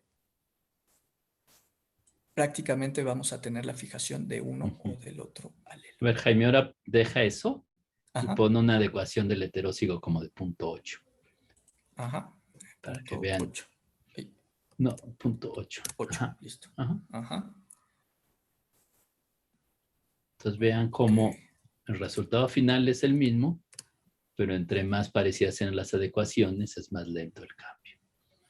A ver chicos, ¿y qué pasa si yo le pongo 0.5? Tiene mayor adecuación. ¿Qué pasaría con esto? A ver, ¿quién se anima a predecir qué va a pasar aquí? Sí, cualitativamente. ¿Nadie? Se va a mantener el equilibrio, va a cambiar, va a desaparecer. Bueno, pues ya lo corrí. Pues se va a mantener, ¿no? Es el equilibrio inestable, precisamente. Bueno, pues más allá de que nos divierte mucho que hacemos genética de población, estas simulaciones, nos damos cuenta entonces de los efectos en las frecuencias alélicas. Obviamente va a depender, en principio, de la presión selectiva, ¿no? De qué tanto está castigando la selección a un alelo en particular. Va a depender de otra cosa también muy importante, es de la dominancia. Como vimos ahorita, no es lo mismo tener dominancia que ser recesivo, y va para los dos casos, que sea beneficiado el dominante o que sea castigado el dominante. Entonces, todos estos factores tenemos que tomarlos en cuenta para poder entender y también predecir cuál sería entonces el comportamiento de las frecuencias alérgicas. Y por supuesto, entonces va a importar el modelo de dominancia que estamos considerando, pero por supuesto también va a importar la intensidad de la selección natural. ¿Okay? Jaime, pones otra vez una adecuación del intermedio muy bajita, pero miren, chequen la topografía adaptativa y miren cómo cambió la topografía adaptativa. ¿Sí? Aquí está, esta de acá. Entonces, toda la diferencia entre la adecuación mayor, en este caso que es 1, y la que tenga en promedio la población, es la carga genética y es una medida de los individuos que tienen que ser eliminados. Y pues esto es la topografía adaptativa, ¿no? La selección siempre te lleva a los puntos de adecuación más altos, que sería en este caso 2 posibles picos adaptativos, ¿no? Que se pierda uno u otro de los alelos, ¿no? Pero vean que si son muy parecidas, ahora pon otra vez la adecuación intermedia como 0.9, por ejemplo, ¿no? ¿Sí? Ven que sí hay menor adecuación cuando toda la población está en heterócigos, pero la diferencia es mínima con cuando solo hay homócigos. Bueno, esos son los elementos básicos de las ideas de Sewall-Wright originalmente. Pues muy bien, entonces yo les recomiendo que le echen un ojo. Este programa se llama Alil A1, tiene interfaz web. Si tienen dudas o si tienen curiosidad del comportamiento de las frecuencias alélicas, échenle un ojito. Aparte es bastante entretenido. Y se puede poner el tamaño efectivo y se puede poner la mutación. Pues claro, pueden ver las otras exploraciones que son súper interesantes. Bueno, ahorita vimos nada más selección natural, ¿no? Ya vimos que bueno, a pesar de que los modelos pueden ser complicados, más o menos en nuestra mente nosotros nos podemos imaginar, ¿no? Si es beneficiado por la selección, pues va a aumentar en su frecuencia, ¿no? Aunque los casos pueden ser diferentes, en nuestra mente es lo que debemos de ver, que creo que es ahorita sí. Creo que es lo que... Sí, si le va bien, va a aumentar en frecuencia. Si le va mal, es eliminado. Ok. Bien, vamos a seguir ahora con... Según, mira, yo hasta numeré y todo para, según yo, no hacerme bolas, pero ordenado. por supuesto, terminé haciéndome bolas. A ver, seguramente es esto. Eso me pasa por ser ordenado. Voy a seguir siendo... No, no es cierto. Listo. Bueno, entonces Hardy-Weinberg, ¿ok? Acabamos de ver, entonces, ¿qué pasaría? Bueno, ya vimos qué pasa si no pasa nada, que es bastante aburrido. Y vamos a ver ahora qué pasaría si no hay apareamientos al azar, ¿no? Y justo vamos a ver qué pasa si además hay selección, ¿no? Estamos hablando entonces de la endogamia, ¿no? ¿Qué es la endogamia? Pues es el apareamiento de individuos relacionados por ancestría. Aquí generalmente yo le pongo aquí unos asteriscos. En inglés es que están relacionados por descendencia. Sin embargo, una discusión bastante filosófica que tuvimos el doctor Sheinbaum y Sheinbaum, no Sheinbaum, creo que dice Sheinbaum, no Sheinbaum. Enrique Sheinbaum y yo, era la discusión acerca de si está bien utilizar descendencia en español, porque en inglés descent se refiere como a toda tu linaje, y en español tu descendencia son tus hijos. Entonces llegamos a la conclusión de que el término correcto es ancestría, ¿no? O sea, por nuestros ancestros. Pero bueno, realmente se utilizan distintamente, pero nada más les aclaro que yo no voy a usar, por ejemplo, identidad por descendencia, voy a usar identidad por ancestría. Ajá, aunque otra forma de pensar es nada más apareamientos entre parientes, ¿no? Sí, bueno. De la mucho mejor más fácil. nos saltamos esta discusión barroca estilo Enrique Sheinbaum. Bueno, y Lev seguramente le entraría feliz. Felicísimo, sí. Pero el problema si entra Lev es que ya no llegaríamos a ninguna conclusión. Y terminaríamos al final hablando de Marx, por alguna razón. Bueno, entonces, bueno, es el apareamiento de individuos que se encuentran relacionados, sus ancestros se encuentran relacionados o que finalmente son parientes, más fácil, como lo dijo el doctor Iguerte. Se da cuando dos individuos que se aparean y se encuentran más cercanamente relacionados que aquellos que fueran tomados al azar. Es decir, cuando en una población tenemos más apareamientos entre parientes, así de sencillo. Entonces, la endogamia es el efecto que se presenta cuando hay más apareamientos entre individuos relacionados, que lo que esperaremos por azar, mientras que la exogamia es todo lo contrario, ¿no? Realmente la exogamia no se estudia como mecanismo evolutivo, el modelo pues, es realmente igual, nada más que al revés, y realmente lo que ahorita nos interesa evolutivamente hablando es la endogamia. Ahorita vamos a platicar un poquito más, ¿no? También lo podemos definir cuando los padres de un individuo comparten uno o más ancestros, ¿no? Esto es muy a nuestra mente debe venir, pues es casos como la autofertilización, como los apareamientos entre hermanos, padre e hijos, primos, etcétera, ¿no? Primos lejanos, primos segundos, ¿no? En fin, cuando los ancestros, los padres comparten ancestría, es cuando nosotros podemos hablar de endogamia. Y aquí viene una acotación bastante interesante. ¿Qué pasa cuando una población es pequeña? ¿Qué pasa cuando tenemos una población que no es infinita? Se dan cuenta que cuando nosotros tenemos una población pequeña, realmente no se pueden dar estos apareamientos al azar todo el tiempo. ¿Por qué? Porque si tenemos una población pequeña y esta está cerrada, si se hacen los apareamientos, tarde o temprano estos apareamientos van a ser entre parientes, ¿no? Esto es algo muy importante en genética de poblaciones. La endogamia entonces es inevitable en poblaciones pequeñas. Tarde o temprano, todos los individuos van a estar relacionados por ancestría. Hay que considerar algunas características de la endogamia. Por ejemplo, sus efectos son efímeros. ¿Qué quiere decir esto? Que después de que haya endogamia muy fuerte, si hay apareamientos aleatorios, los efectos se pueden eliminar en unas cuantas generaciones. Obviamente esto depende de cuántos individuos haya y cómo sean estos apareamientos.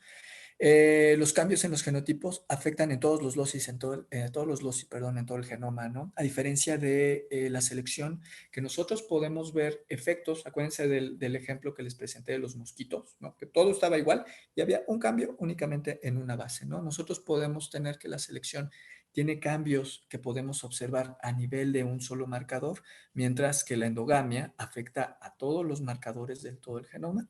Esto grábenselo, recuerden, la endogamia afecta al genoma completo.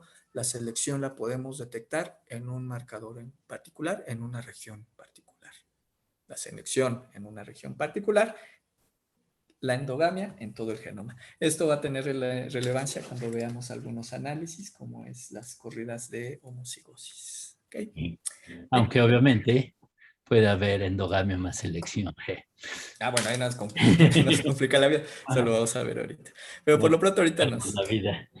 nos interesa eso, ¿no? Que entonces, pues como se causa por apareamientos, el efecto va a ser en todo el genoma.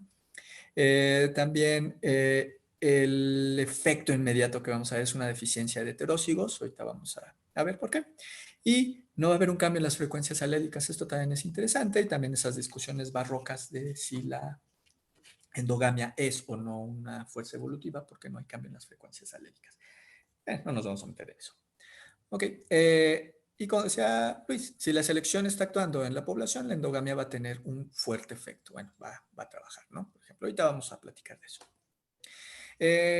También cabe aclarar que la endogamia no necesariamente tiene un efecto negativo, al menos no en todos los organismos vivos, ¿no? En los humanos sí, pero no en todos el reino de la vida, pues en todos los reinos.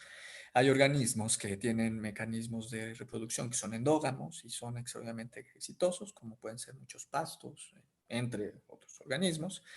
Sin embargo, la endogamia sí puede reducir la adecuación y esto se ha observado mucho en animales y mucho en plantas, ¿no? En plantas hay mecanismos sumamente complejos para evitar endogamia, aunque esto tiene también mucho que ver con mecanismos para evitar la autofertilización que presentan las flores, perdón. Y en el caso de los animales, se ha visto una correlación entre la cantidad de endogamia y la mortalidad, ¿no? Que es prácticamente lineal. Se ha visto que por otra parte, pues los que son cruzas que no son endogámicas no ejercen un efecto, ¿no? Por ejemplo, le pega durísimo a los ungulados, por ejemplo, aquí a los primates, también les hace mucho daño la endogamia. Y, por ejemplo, en bichos como ratones, aquí hay algunos que parece que no les importa. Pero en general el patrón es que la endogamia puede ser dañina en mamíferos, por ejemplo, ¿no? Por ejemplo, en los hipopótamos, ¿no? Mortalidades en pumas, etcétera, ¿no? El caso del lobo mexicano, que no hemos platicado, hay ideas interesantes como es la purga de alelos deleterios, que también no creo que lo vayamos a platicar, pero bueno, hay estudios de caso interesantes del lobo mexicano.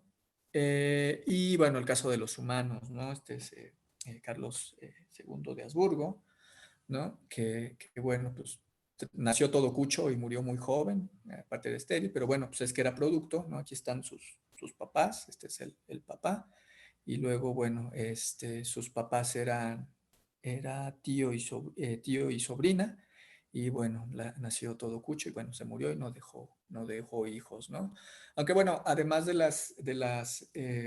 los problemas que tenía por la endogamia misma del linaje, porque recuerden que en los reinos pues se trataban de mantener los linajes, tuvo aparte mala suerte, como que le dio varicela cuando era chico y todo eso. Bueno, pero su condición endogámica propició que fuera estéril y que tuviera una muy mala calidad de vida y muriera bastante joven. Entonces, cuídense de esto, ¿no? Definamos algunas cosas antes de seguir. Por ejemplo, este es un árbol genealógico de la Biblia, ¿no? Donde tenemos a Gis, no sé, español como sea. Pero bueno, este es el papá de David. Y David tuvo 3 hijos. Bueno, porque aparte aquí nada más ponen a los hombres, porque ven que en la Biblia parece que los hombres se reproducen solitos. Pusieron una vez una mujer, pero bueno. David tuvo 3 hijos, ¿no? Entonces, aquí este es el papá, tuvo 3 hijos. Jerimot sacó este alelo de David, mientras que Absalom y Salomón, por puro azar, sacaron este alelo rojito, ¿no? Asimismo, Absalom tuvo una hija que se llama Malach, y Salomón tuvo un hijo que se llama Rehoboam.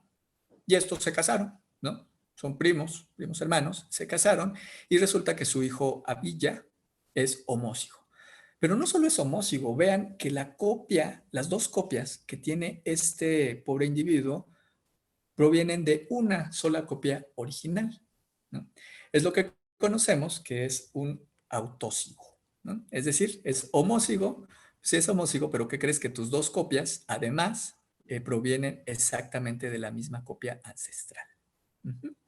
Entonces, con esto en mente, vamos primero a desarrollar una manera de cuantificar la endogamia. Para esto utilizamos el índice de endogamia F, para los cuates, o la F y S también, que la podemos definir como la probabilidad de que 2 alelos homólogos en un individuo sean idénticos por ancestría, ¿okay? O sea, que provengan del mismo papá. Para ejemplificar esto, es más fácil ver, por ejemplo, los casos de autofertilización, ¿no? Supongamos que tenemos estas plantitas, estas hipomeas, en donde tenemos que se autofertiliza cada uno de estos genotipos, ¿no? Entonces, por ejemplo, para el homózigo de este lado, pues la autofertilización que va a dar, pues va a dar exactamente lo mismo, ¿no? Porque tenemos alelo A mayúscula, mayúscula, y toda la descendencia, pues va a ser exactamente la misma composición. ¿Qué quiere decir esto? Pues que se va a mantener su frecuencia inicial. Por otra parte, para el otro homózigo, igual tenemos a minúscula, minúscula, todos van a ser exactamente igualitos, entonces su composición va a ser igual. Lo interesante es cuando estudiamos qué pasa con los heterózigos. Ven, aquí tenemos entonces la mezcla. A mayúscula, mayúscula, va a producir homózigos, va a producir el otro homózigo y va a producir 2 heterózigos. Pero ¿qué pasa?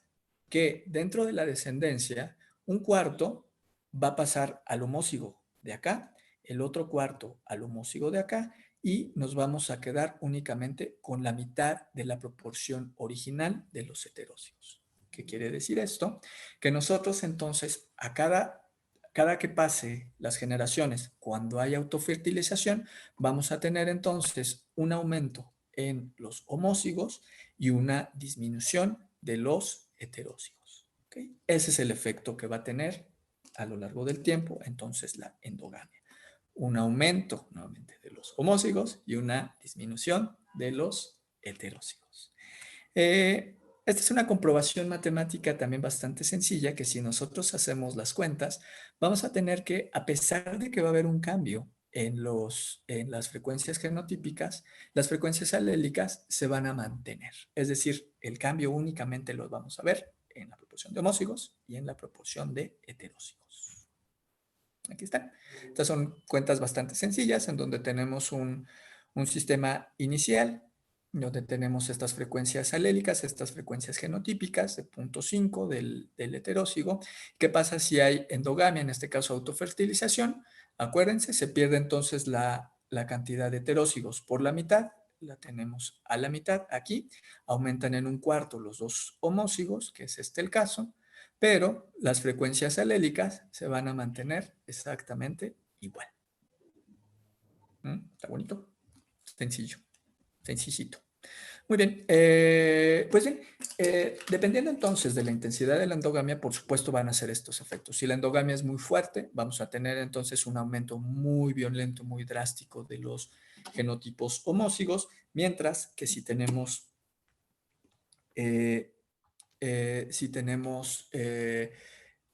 vamos a tener una disminución de los heterózigos, perdón. Estaba viendo el reloj, pero vamos muy bien para lo que tenía planeado hoy. Cuando hay endogamia, entonces no cambian las frecuencias alélicas, pero sí cambian las frecuencias genotípicas. Esto también se lo tienen que grabar. Así, pum, hay cambio de las frecuencias genotípicas. Entonces, si hay endogamia, va a disminuir los heterócigos, van a aumentar los homócigos. ¿Ok? Entonces, si hay endogamia, va a haber más homócigos, menos heterócigos. Más de lo que esperaríamos en Hardy-Weinberg. Si hay exogamia, bueno, pues es justamente al revés. Nuevamente, la endogamia va a afectar a todos los loci del genoma y el efecto va a ser efímero, se puede acabar en pocas generaciones. Formalizando entonces algunos términos, como habíamos visto, nosotros podemos tener un homócigo que puede ser idéntico por estado, que puede ser homócigo, pero se dan cuenta que estas variantes, a pesar de que es el mismo alelo, pueden tener un origen distinto, pero podemos tener entonces el otro caso, que es el caso de nuestro amigo del caso bíblico, en donde puede ser autócigo o que puede ser idéntico por ancestría, ¿no? Es decir, que la copia que tienes de tu alelo proviene de un solo ancestro, ¿no?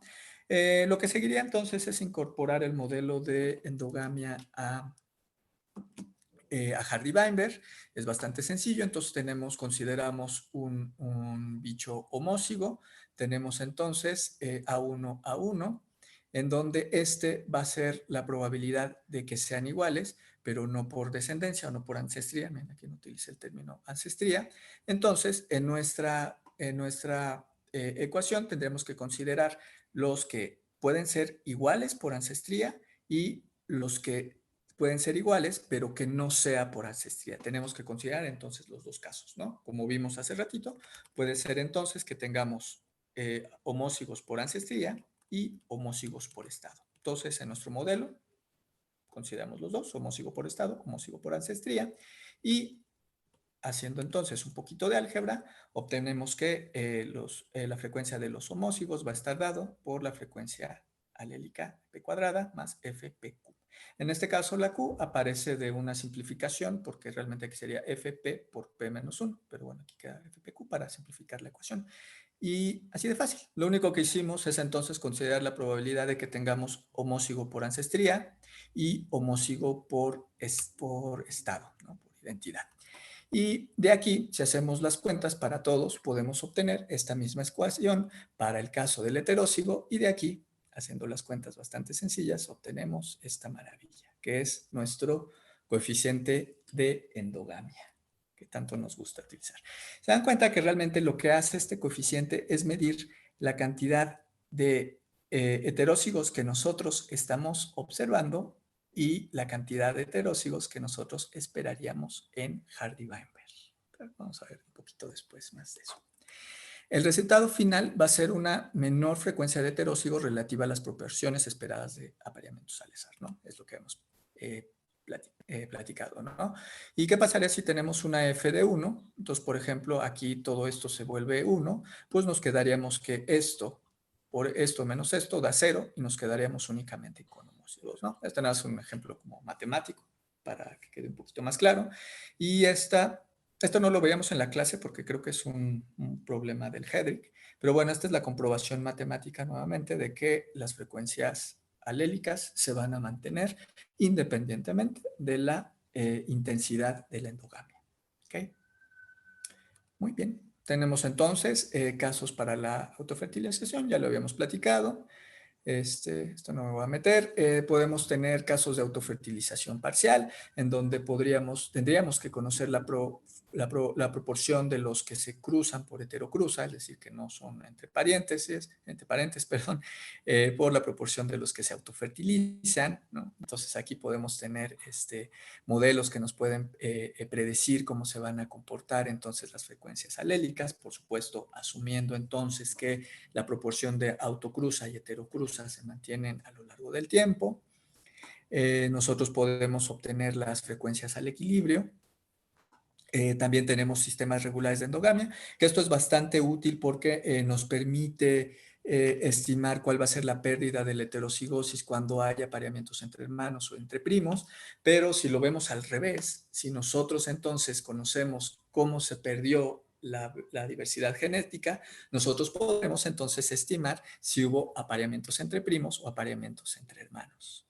¿Okay? Y por supuesto, entre más emparentados sean los parientes, entre más cercanos sean, emparentado un pariente, pues siempre lo está, ¿no? Entre más cercanos sean los parientes, pues entonces la heterocigosis va a disminuir, ¿no? Más violentamente y más rápido. Muy bien. ¿Cómo podríamos determinar, bueno, las tasas, en este caso, de autofertilización y fertilización cruzada? Bueno, esto generalmente es por experimentos, ¿no? Para estimar entonces los niveles de endogamia, generalmente lo que hacemos es tomar la cantidad de variación genética y nosotros podemos, la variación genética, las frecuencias alélicas, nosotros podemos tomarlas y entonces estimar la cantidad de endogamia que hay en una población.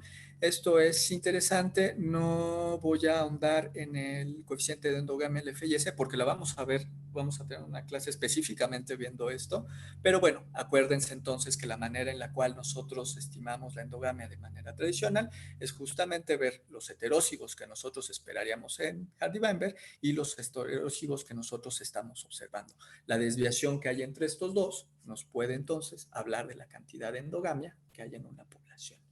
Este es un ejemplo que hay en un trabajo con caracolitos, no me voy a detener ahorita. Nosotros podemos tener modelos en donde hay distintos niveles de endogamia, pero para esto tendríamos que conocer cuáles son las proporciones de estos niveles de endogamia. No me voy a meter demasiado.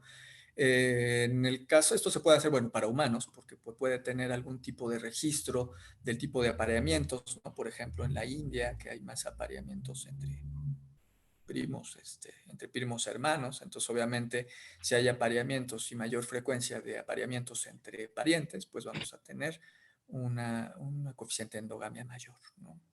Aquí en Brasil se da poco. Esto de tío, sobrino, me causa también, bueno, también de primos, pero causa como mucho ruido así de... Bueno, hay cada quien sus costumbres. Grado de relación, este también es importante cuando nosotros estamos estudiando, por supuesto, endogamia. En una población endogámica, nosotros esperamos que haya muchos individuos relacionados, ¿no? Hay varias maneras de estimarlas. Esto puede ser teniendo datos de los parientes que puede haber en una población. Y esto está simpático. Bueno, esto puede ponerse complicado, pero está simpático. Me voy a saltar a en donde si nosotros tenemos un cierto alelo en el individuo X que es homózigo, pero este también es homózigo en el individuo Y, este va a tener un valor. Pero si es homózigo en el individuo X y heterózigo en el individuo Y, pero heterózigo, etcétera, etcétera, etcétera, etcétera, ¿no? Entonces, si nosotros podemos tener un rastreo de los distintos, del comportamiento de los alelos y cómo estos se están repartiendo en los individuos, nosotros podemos entonces estimar la endogamia. Esto se puede ver más fácil. Imagínense que nosotros tenemos una población con una cierta cantidad de variación genética. Nosotros esperaríamos que va a haber ciertos individuos que tengan ciertos alelos en estado homózigo. Pero ¿qué pasaría si en esta población tenemos muchos individuos que tienen muchos de sus marcadores en estados homózigos y que comparten estos marcadores de manera homóziga? Pues lo más probable es que sean entonces parientes, ¿no? Entonces, ese principio tan sencillo es el que se utiliza para los análisis de parentesco. Y estos análisis de parentesco son bastante útiles, sobre todo cuando nosotros estamos tratando de estimar la endogamia en poblaciones, ¿no? Porque finalmente nos va a dar un estimado de qué tan parientes son. Obviamente, si nos salen muy relacionados, podemos hablar de que hay mucha endogamia en nuestra población. Bueno, aquí hay un artículo de análisis de parentesco. Nada más únicamente se los muestro por si hay alguien que esté interesado o vaya a hacer análisis de parentesco. Es un artículo bastante viejito, pero es una revisión que me parece muy buena porque viene además los distintos métodos que se utilizan para los ¿De qué revista es, Jaime? Es de Molecular Ecology y ¿Métodos es bastante viejo. No, es que ves que luego había Molecular Ecology Notes o Methods o algo así, o Molecular Ecology. Ay, no me acuerdo. No, es No que me acuerdo, en pero la cita me dio la duda. No es muy grave. No me acuerdo, pero si a alguien le interesa, ahí lo tengo, ¿eh? Está padre porque viene el principio, pero aparte vienen también, por ejemplo, los requerimientos, porque muchas veces queremos hacer un análisis de paternidad, pero pues para algunos análisis necesitas conocer a los posibles padres, etcétera, ¿no? Entonces aquí viene muy claramente qué métodos se pueden aplicar para qué sets de datos, en el caso de que nos interese aplicarlos, etcétera, ¿no? Y aparte vienen como los principios teóricos de los métodos, ¿no? Entonces, está bastante padre. Bueno, para los que van a hacer, les repito que es bastante viejo esta revisión, pero es bastante útil porque viene una revisión de los métodos. ¿Ok? También se puede estimar la endogamia a partir de pedigrís, ¿no? ¿Se acuerdan que podíamos, bueno, los que llevan la clase, pues se puede estimar, por ejemplo, si conocemos a este y podemos rastrear cuántos pasos hay a su ancestro. Esto le encantaba hacerlo a Enrique, a mí nunca me salía en el pizarrón, entonces me lo voy a brincar, como siempre. Entonces seguro tampoco. Pues de alguna manera sí le salía. A mí nunca me salía calcularlo con pedigrí. Pero bueno, ahí el problema es que pues tenemos que tener el pedigrí para estimar la endogamia, ¿no? También hay selección a favor de la selección familiar o el kin selection. Esto obviamente puede causar algunos niveles de endogamia, pero hay mucha teoría también respecto a esto, no nos vamos a meter, pero también son estos postulados bien interesantes, ¿no? Del altruista, entonces, ¿qué tanto a mí me va a castigar mi adecuación si yo tengo un comportamiento altruista? Y esto, ¿cuánto va a beneficiar al receptor? Es decir, con mi sacrificio a quién estoy beneficiando, pero esto va a estar relacionado qué tanto sea mi pariente, ¿no? En el principio de que sí, yo puedo sacrificar mi adecuación, pero la voy a sacrificar siempre y cuando los que se beneficien sean parte de mi familia, ¿no? Como decía, que no daría la vida por un hermano, pero sí por dos. Ajá. Bueno, eso. Si eran hermanos completos o medios hermanos. Medios hermanos, ok. Era de Haldane que hacía apuestas en los pubs. Bueno, y finalmente, esto lo vamos a retomar mañana, ya nada más para ver el comportamiento de las frecuencias alélicas. Pero, ¿qué pasa cuando hay una interacción entre la endogamia y la selección natural? Aquí lo único que hacemos es, igual que vimos en el modelo básico de selección, es integrar entonces ahora la endogamia a nuestro modelo de selección. Aquí tenemos, miren, la P cuadrada con su adecuación, pero aquí lo que hicimos es esto, ¿se acuerdan de esto? ¿No? Que era el coeficiente F, y lo único que vamos a hacer entonces es integrar entonces la cantidad de adecuación junto con la cantidad de endogamia, junto con la cantidad con la adecuación, con el valor de adecuación relativa para cada uno de los genotipos. Y si ven, también es bastante sencillo. Miren, acuérdense, esta es la que vimos mucho para el heterózigo. Y esto nos va a dar entonces una ecuación bastante sencilla, que más allá de eso, lo que nos interesa mucho es esto, ¿no? La diferencia que hay de la adecuación en una población cuando tenemos y cuando no tenemos endogamia, ¿no? Esto también es fundamental.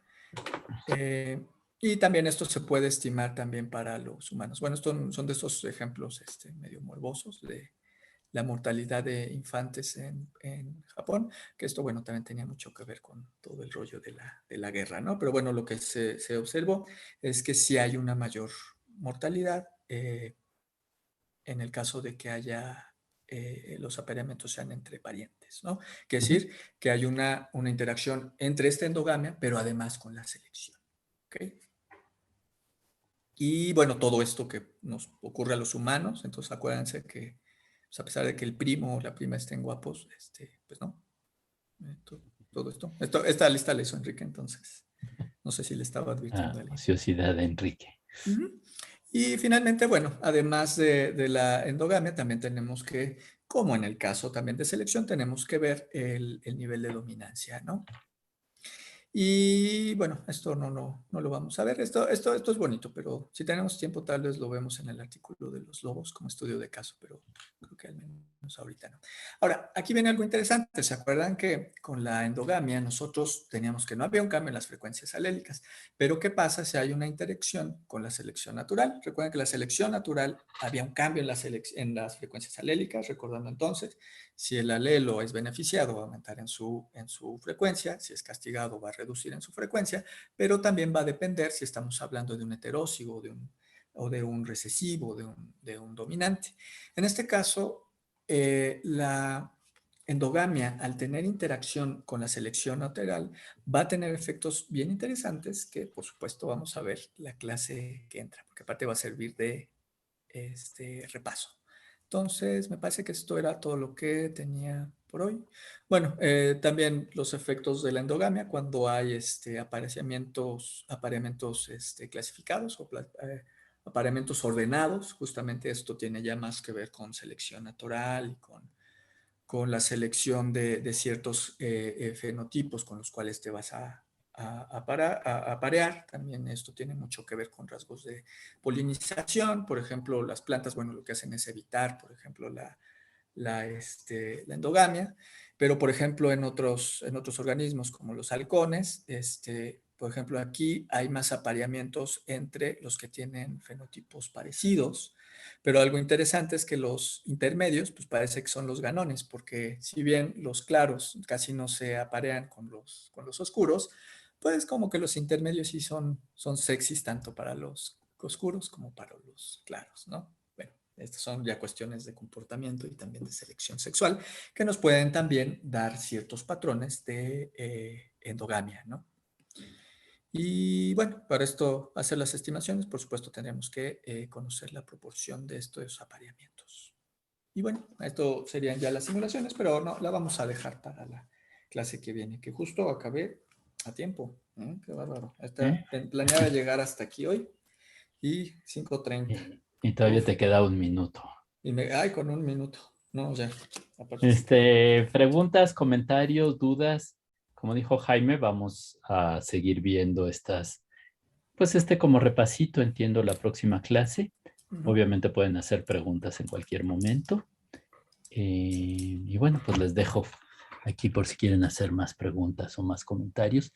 Nada más quería pedirles a los maestros Jaime, Erika, Eugene y Anastasia que se queden unos segunditos acabando la clase, por favor. Entonces, ahora sí, preguntas. No sean penosos.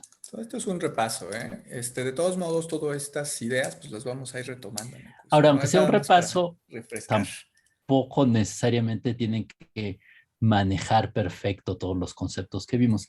Algunos son más o menos sofisticados, otros los vemos nosotros en nuestra clase, pero no necesariamente se ven en todos los cursos de evolución o genética de poblaciones, o a lo mejor se les olvidaron algunos detalles, pero creo que lo que es absolutamente crítico pues es las fuerzas evolutivas, los análisis de cómo cambian las frecuencias alélicas en selección, y bueno, supongo que algunas otras cosas que vamos a ver sobre los efectos de, en particular, la deriva génica y el tamaño efectivo, y cómo, pues también si los genes están ligados o se heredan en bloque, como cuando hay endogamia, puede afectar todas las estimaciones de selección, ¿no? Mientras que si de veras los genes son independientes, pues cada uno te va a hablar de la selección natural que tengan o no, ¿no?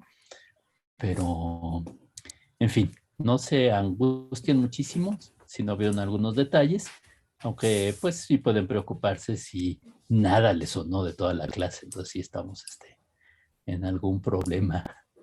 ¿Pero preguntas? Bueno, al menos lo que llevaron clase con